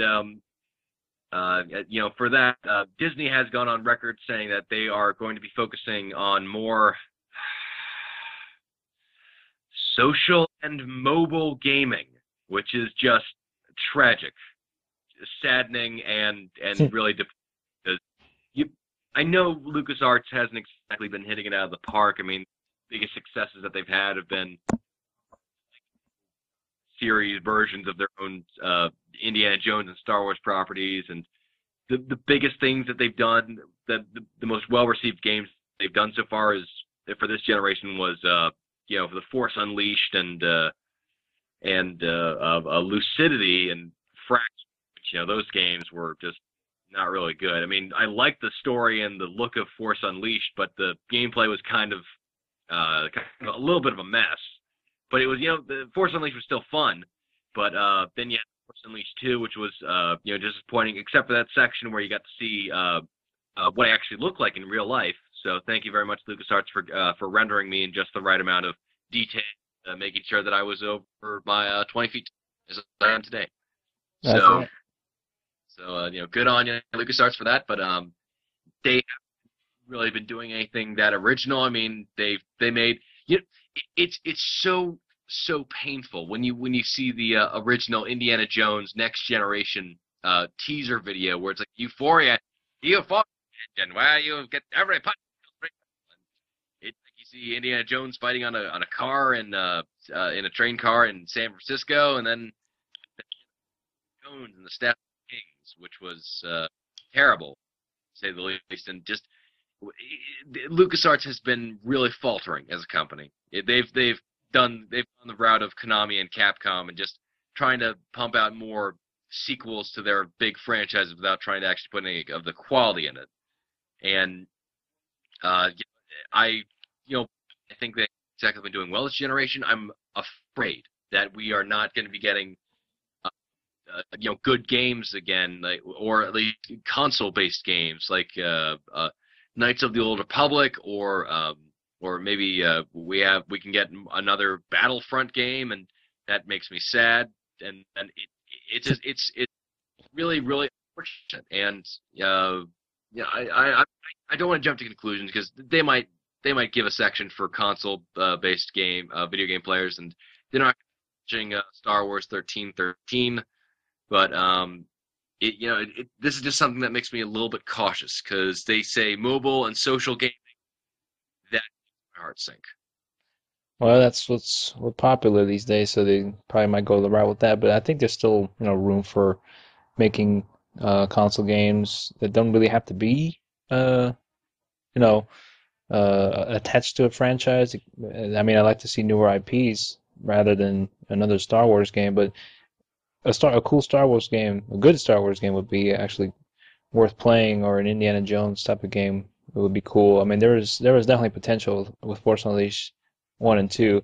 Um, One was good, and I think that the story was good. It's just that the gameplay was um, repetitive at times, and 2 didn't quite hit the nail on the hammer in terms of its story. Um, and just the way it ended, it felt very abrupt and anticlimactic. And but the best thing was the unveiling of the Gorog. That's the best that we've gotten out of LucasArts in quite a while. I mean, since I know they were doing pretty good back a couple years ago when they were doing point and click games. Oh, yeah, I love the LucasArts games. The Full Throttle, Day of the Tentacle, Sam and Max, and just these adventure games with so much personality and style, and Monkey Island, and they had Tim Schafer and Ron Gilbert at their helm, and just it was just so much fun. And what was great is that they kind of like Ubisoft now is today. They had that perfect dichotomy of the more serious property. They had like Indiana Jones adventure games, and they had Star Wars, like the TIE Fighter series, and then they had the point and click adventure games of like Monkey Island, just like fun stuff. So it's like all sort of adventures, and that was great. And then something happened like with the next console cycle. It started to become less about interesting point and click games and more about like, okay, how many Star Wars games can we make? And then it just for this generation, just like, okay, how many bad Star Wars games can we make? Like interesting games that they tried to do. The only new IPs they ever came up with was Fraction, which was universally criticized for being a pretty poor game, and Lucidity, which was like their version of trying to make an indie game, but it didn't really pan out. And Hmm. so I I I certainly hope that maybe Disney can turn things around and actually and just get their and maybe let LucasArts off to its own things. But I don't know. It seems kind of like LucasArts is in a bad place right now. So this could mean that they even go even worse, or this could be their redemption story. I don't see them staying at the same place with this acquisition. So I'm hoping that they do the impossible and make themselves better. I don't know. I don't think they can get any worse than what they're out now. Uh, I don't know. We might get a good Star Wars film. I don't know. Uh, I don't know. I'm not whatever comes out of it. I don't know. I really don't care for seeing another Star Wars film or anything Star Wars related. We've already had that for I don't know how many years, but that's just me. I do like the films, but I'm not. I'm tired of it. To tell you the truth. Yeah, I mean, the films, the original trilogy, that was perfection. I love the original trilogy. I can watch it all day long and just enjoy the hell out of it, and especially pause a lot, or at least get the slow motion scenes of Princess Leia in a bikini. Carrie Fisher, thank you very much for doing that. You have my appreciation from the bottom of my heart. But then like you have the expanded universe, which is great for telling some stories. Like you have the Knights of the Old Republic series, you have the Republic Commando games, which I want a damn sequel to. You have interesting experimentations for games that involve the Star Wars universe. I don't think it can work as well as say for instance Star Trek, because Star Trek is kind of all about unless you're not really counting the most recent reboot where it's all about Star Trek is about ideas and about different places and thematic content where Star Wars is more about kind of this epic that you're telling of people of specific characters and specific places and specific journeys, whereas Star Trek is a lot more about ideas and just debating about those ideas. And that's Star Trek can kind of exist in various forms for movies, and then Star Wars is kind of stuck just because it's got epic going on, and yeah, it's tied to kind of the Skywalker story. But I don't know about Star Wars. I don't know about the Star Wars movies. Like maybe it could be fantastic. It could be a start of a whole new epic, sprawling sci-fi series that redefines the genre, or it could be crap. Who knows? But I'm just worried about the fact they already have a plan in place. They have a financial plan in place before they actually have a film in place. Where they're thinking about a 2015 release for the game, and they're also planning on of having a new movie come out every 2 years, which I think that's not and say what you will about Lucas and his version of Star Wars. The fact he came back to the series out of his own desire to see his creation exist is something of artistic integrity. Whereas this just seems like an acquisition by Disney to pump out as many films that people were able to tolerate.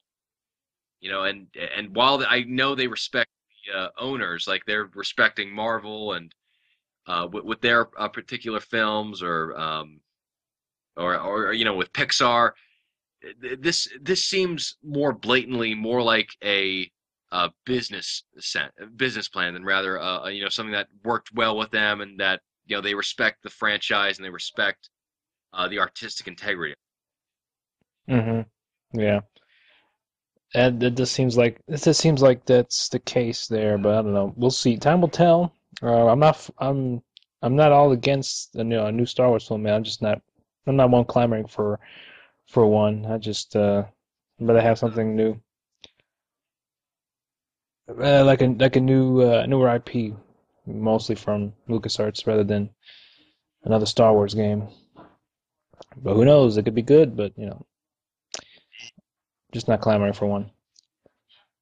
It's hard these days because it's hard to really be risky creatively and still appease the stockholders when they want to be going for the largest demographic with the big budget for the game to impress people. And yeah, I can understand that business wise, but take a stand, not only as the video game medium, but also just as the entertainment industry, and just say, listen, we need to have decisions. We need to make new franchises, IPs at the very least, and work with new ideas, even if it's in genres that we already know about or kind of stories that we're familiar with. Let's try something new, and that's why I'm a big fan of Ryan Johnson's filmography. For those of you who don't know, this is off subject.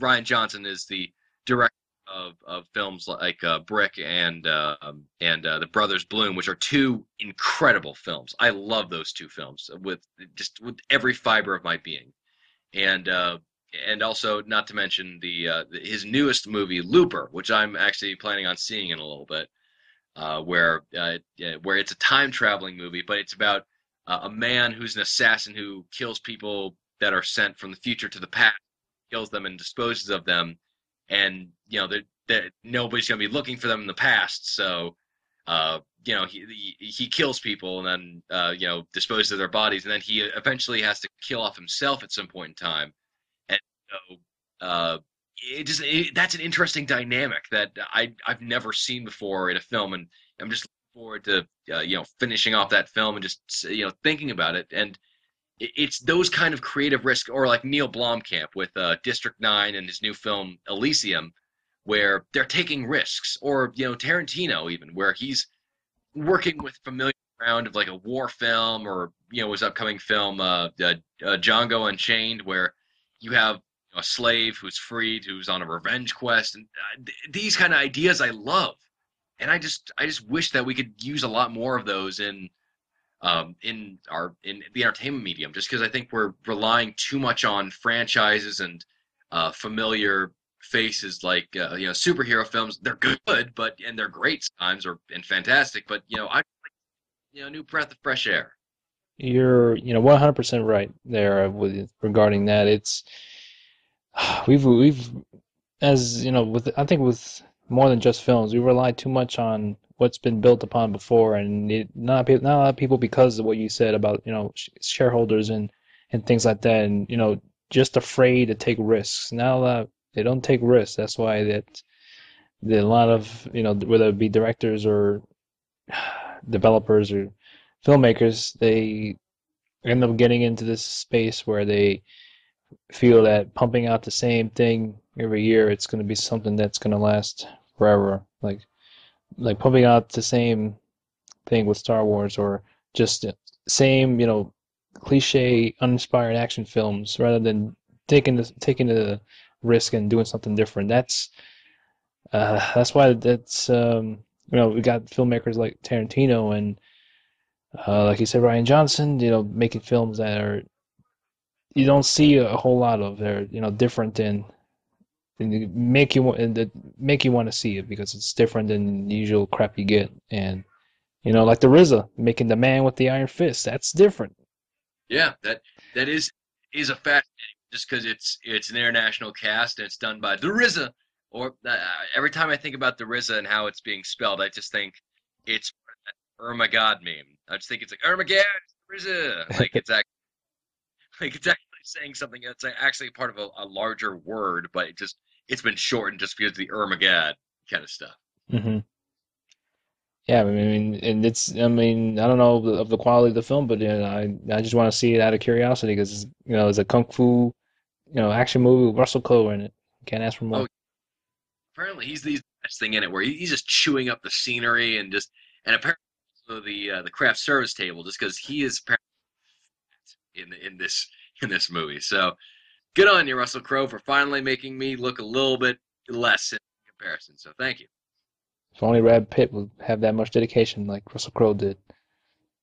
At getting your 8 pack, you don't know what pain is. You haven't done the De Niro Raging Bull diet of cakes and just like lard. You with your abs and your chiseled good looks. When are you gonna be ugly, huh?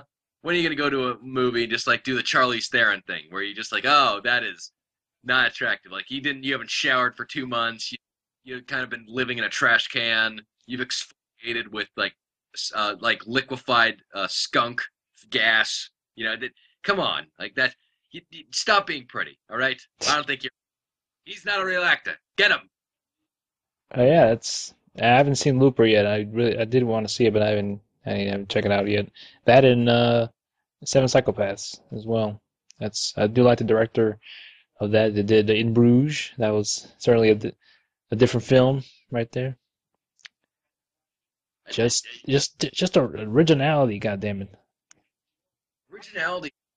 Also, I'd like to see originality and genres that really aren't touched upon that often. And I mean, like dramas and comedies and things like where sci-fi films, action films that are being taken like Tarantino and Duncan Jones with who does Moon and Source Code, and then Blomkamp, District 9, and Ryan Johnson with Hooper and the Brothers Bloom. Those are great, and those are fantastic films. But I'd like to see, films kind of like of the classic, like maybe His Girl Friday or the Philadelphia Story or Rear Window don't you have as much action in it, but have a lot of great characterization and drama and build up.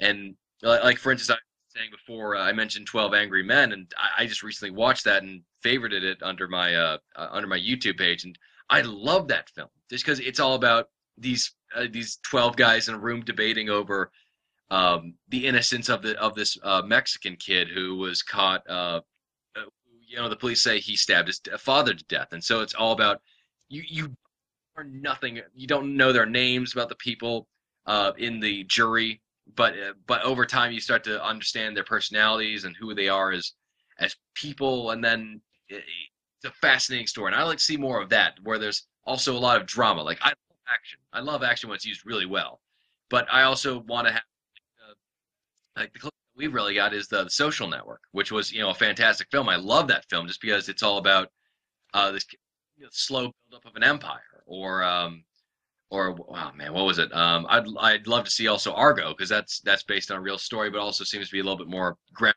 and down to earth. hmm That's fantastic. Mm-hmm. hmm Do new thing. I love them for that. So yeah, I'm looking forward to whatever comes next with the creative side, and I just want to hope that all of the creative people realize that they all need to churn out independent stuff or things that challenge the medium or challenge the genre in one form or another or something new. Message of the podcast: originality, originality. It's the completely up Sessler's soapbox. Somebody's gonna fill that void. Since it's not gonna be G4 by the end of the year. We'll be able to say I'm a copy off of Sessler's soapbox because Sessler's soapbox doesn't exist anymore. Yes, That is correct. I've been watching older episodes of X Play on YouTube, but that's a conversation for another podcast. Do you want to get into questions before we wrap up here? Sure, sure. And also, one more thing. I'm sorry. Just that Sure. Robert Avery, who did the story for Pulp Fiction, and he wrote Silent Hill, and also allegedly he actually co-wrote Fiction with Quentin Tarantino, but Tarantino was kind of a jackass and didn't let him have a credit. Anyway, apparently he's directing the Castle Wolfenstein film.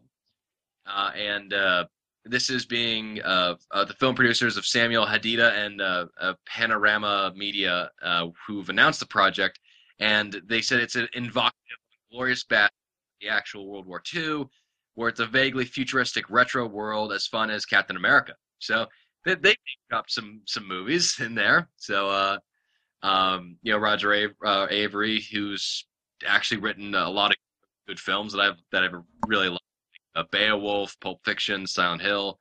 Um, Silent Hill I don't think was a great movie, but I liked some of the writing stuff that he did for it. But anyway, so it seems like it's gonna be a fun thing, and yeah, hopefully it's his first directorial debut. So good on him for that. I can get down with that. Hey, get down, fat self, and your Captain America and your Wolfensteins, and so maybe that'll be the first true great video game adaptation movie because we've had Wreck-It Ralph and Scott Pilgrim kind of video movies, but not really directly adapting video game stories. But anyway, that's neither here nor there. Let's go on to the subject of the week, which is the questions of episode 119. Bum, ba-da-dum, bum, bum, ba-dum. Black magic, black magic, black. And he's asking, how has there ever been a game that took you days, weeks, or even months to finally get around to playing because of so many distractions? For me, it's Skyward Sword. I've had it for a while, but either work or books or a new game will get in the way of me actually getting around to playing it. That's a good one. I think I definitely have a nice laundry list of SNES games that I took me years to finish because I probably got stuck at one part and never looked back and recently picked it up and actually beat it. I'm trying to remember what the heck it was. It wasn't Donkey Kong Country. It was some other game on the Super Nintendo. But oh yeah, a while back when I played Siphon Filter back when on the PS1, and I just things other games came out, and there were parts of the game where I got frustrated and just didn't play it after just not being able to get through a level. And I recently picked it up like a year ago, and yeah, that took me, and I beat it. It took me about I don't know, I forgot what year it came out, but it's I think it's been a good chunk of years since um I even had the same original save attached to that game, so I just kind of picked up where I left off. It's like I might as well beat this and see what happens. I kind of vaguely remember what happened, but I'm going to continue on this completion of this game because God damn it, I needed to do it. And that was it. The first Siphon Filter game for the PlayStation, which I really enjoyed. I like that game a lot. I haven't played the sequels to it, but I did play a little bit of the demo that they put out for because they put out. I mean, it kind of lost his steam after that first one, and it kind of got resorted to PSP releases. And I wish that game would kind of make a comeback, but I think after Splinter Cell came out, it kind of just blew it out of the water. It was more, I think it was his own thing. I think as I recall, I think it was a bit more of uh, kind of more of a straightforward stealth game as opposed to maybe like multiple paths of Splinter Cell and kind of the maybe the sprawling story of Metal Gear Solid, which was kind of hard to compete with after that. So who that it's Siphon Filter is I think one of those franchises that could make a great maybe it can do a good revival. Maybe it can come back in some form or another, just because it was pretty prevalent on the last generation of consoles. I dug it. I dug it when it came out initially. It was some sort of, from what I recall, like an espionage, more action oriented, and sometimes it would be beneficial for some sneaking. But no, I mean, I'm not to compare it with the Splinter Cell, but it was, it sort of kind of lost the steam after that first game. It was certainly, I don't remember the time, but it was certainly the definitely the factors of Metal Gear Solid and other games of that nature. Just I think that was kind of the near end of PS1, so might have been it. But yeah, that took me a good 2 or 3 years, and I actually got back to it and beat it. Oh, a long time to beat.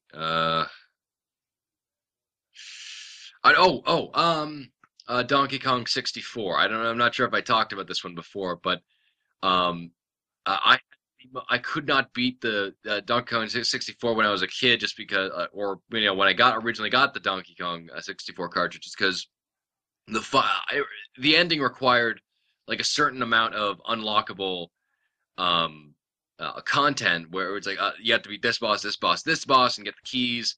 We also need to get two coins from one from an arcade game of Donkey Kong, the original Donkey Kong, and one from Spaceman, or I'm sorry, no, Jetpack, where you were going around blasting lasers and rebuilding your rocket ship. And I could not for the life of me. It was either both of them or Donkey Kong, which I just could not beat. And so I just said screw it and came back to it like about 7 years later, where I just sat down and I beat it in through one playthrough. I was like, wait a minute, that wasn't so freaking hard. Why did I give myself that much crap? And then and then I got myself finally beat the game and I was like, oh, that's satisfying. 7 years worth of waiting maybe, but it was still satisfying uh, experience. But more recently, maybe Legend of Zelda. Twilight Princess, where it was a great game, but I just kept getting distracted by the fact it's not one of those games where you can either sit down and complete a large chunk of it without saying like, okay, I got to complete some more because it's like addictive. But it's one of those sprawling types of games where you can be doing so many activities that you could get distracted so easily, and because of that, it's very easy to kind of fall out of it and just lose interest, is because you've been doing it for so long. You're like, wait a minute, I've only got past the first dungeon. Well, I guess I'm going on to different things, but yeah, Legend of Zelda definitely has one of those things where it's like for whatever reason I love the series, but I keep getting distracted every time I try to get it all said and done. Yeah, I had the same feeling you did when I finished Siphon Filter when I was replaying it again. It's like, what the hell? This wasn't so hard. How was my brain not able to get through this? Now that's before GameFAQs, so yeah, that's when you had to beat a game really on your own, unless you knew someone that knew how to beat it. But yeah, it's rare instances where where I don't finish a game and then end up coming back to it years after. It's very rare, but as one of the instances there. I definitely have others that I have not gotten back to, which and considered actually going back to seeing if it was that hard when I did play it originally, but sometimes they don't end up being that hard. It's recently when I was replaying some Donkey Kong levels that I got really far that I never went to the third world in that game. It's like, oh, this is pretty cool. And I didn't realize there was more than one underwater mission in Donkey Kong Country. It was enlightening. Yeah, it, it's so weird when you play a game and you love it, but you don't complete it. And always this feeling like, anyway, that I betrayed the game. That just like I made this investment in the game, and I really should play it to the end in some form or another. Like maybe not complete it, like getting all the pieces of hearts for Legend of Zelda, but at least try to complete the story arc or the majority of the game. And when I don't, I feel like a bad person. I did want to do that. It's like I got schoolwork, man. It's like, oh, okay, that's fine. And Hmm. I've been. Why don't you? Would you please, while I turn around, remove the knife that you placed there? It's like I didn't want to do it. Don't say that. No. It happens. So thanks for the question, Black Magic. That's a good one. Magic. Thank you for submitting. And then next one is Jack Burton. If you've had the chance to play it, what are your first impressions of Assassin's Creed 3? Does anything positively or negatively stand out from a graphics or gameplay standpoint? And we touched upon this a little bit, and I haven't really played the game yet, but from what little I can gather, it looks very nice. And I also like at least the incorporation of the kind of tree to tree movement and the hunting sort of mechanics. But that's about it. Right. Yeah, but we kind of touched upon that earlier, but to break it down is no, pretty good so far. I know I'm pretty early, so I can't say a whole lot really from what I played, but I do enjoy the tree climbing mechanics. That was pretty a nice addition there. That it works well for the character and the setting, and the refinements and improvements they made on the combat and just getting around the world is certainly a positive there, and uh, have not really found not a lot of negative, but there are just little small things I have with. I don't know. It just doesn't feel. I feel strange. Some of the just walking around really looks. Some of the walking looks pretty stiff, especially when you're playing as Desmond. And they do this weird thing when you're talking. When you know how you would talk to the other characters when you get out of the Animus, to see what their mindset is and kind of get some more info on what's going on. They do this thing where it's like the camera um, like zooms in close on Desmond and then the character you talk about. It's like kind of the camera is controlled, some like fixed for some weird reason. And after you get out of the conversation, it just goes back to like regular pulled back a bit camera angle. I found that a bit strange, but yeah, it's just a little minor thing there. But you probably get it when you see it. But that's about it. Too early to say much. I haven't even gotten to the meat and bones of the game, to tell you the truth. I got you. Just please keep us up to date on your impressions of the game. And I know if I speak for everybody when we say I'd love to hear just what you on everything that from graphics, gameplay, audio, presentation. Yeah, Slightly. like just a victim of soy. Sorry, impression on my end. Sorry about that. And Stanley, thank you very much, Jack, for the question. Then we finally have Stanley Kubrick. Ooh, Mr. Kubrick, how you doing? I finally got around to seeing very very interesting film, very psychotic film. Good on you.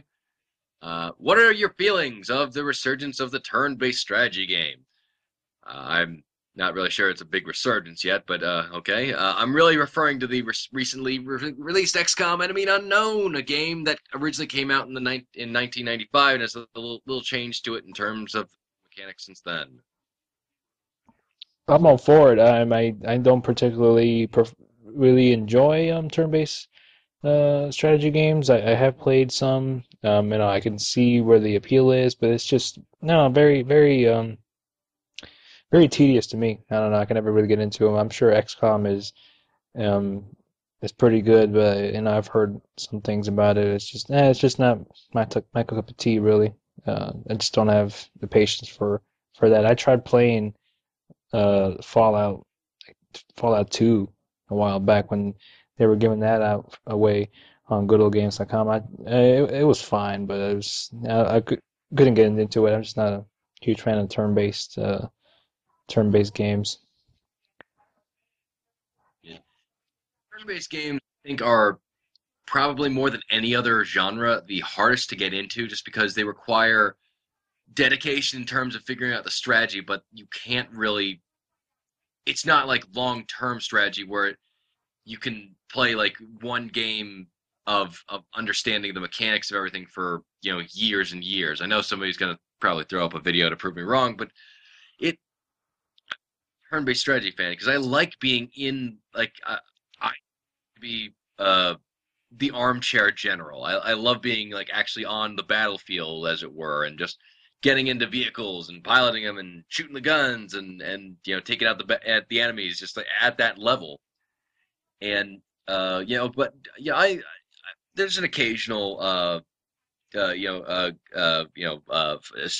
games that I enjoy. Like I thought Halo Wars was fun. It wasn't incredible, didn't knock my socks off, but I thought it was a good little uh, RTS. I do have fond memories of uh, was it Star Wars Galactic Battlegrounds or Battlefield, where was an RTS game, and I just remember I loved pressing the command key, printing in the command cheat code of spawn endless supplies of Ewoks that just like were all invincible, and they could also fire lasers from their just like lasers from their sticks that instantly kill any enemy. It's like, oh, that's awesome. I love that. But I'm just not a big RTS fan. But but for the people who are RTS fans, so good on you. I appreciate the genre, but I'm not myself a fan. But now that XCOM Enemy Unknown has come out and you all can enjoy that, just it keeps y'all very happy. That's right. There's definitely a market for those, and I'm just not. I'm not just one really for turn-based or RTSs. It very depends. Unless it's something interesting that's I know there are a couple of ones that take place during like Roman Empire. Those are kind of cool. Uh, um, Either turn-based or real-time strategy games, so you can control like an entire army of Roman soldiers. Those are pretty cool for Mhm. a little bit, and then I just get annoyed because I'm not good at it. So it's just very tedious for me. But yeah, that's my thoughts on it. Thank you, Stanley. Yeah, Senor Stanley, and that it all this lovely episode of 119 of Fly Thumbs podcast. Thank you, everyone, for listening. Yeah, check us out on iTunes as usual, and the usual other little plugs we give during the show. It's all in the show notes. I rather not go into it this week, but yeah, thanks everyone for checking it out, and we got a couple things covered. And yeah, regardless of whatever wasn't available in terms of news, but we got some things rolling in terms of conversation. Oh yeah, So yeah, to uh, to everybody listening out there, thanks for checking us out as usual. Send us some questions for the next one. I'll definitely post a forum for that so you can get the questions going for 120. So this has been episode 119 of Bloody Thumbs Podcast. I am Split 47 signing off. H. Gora, everybody, for your continued love you. Bye bye. Gravitas.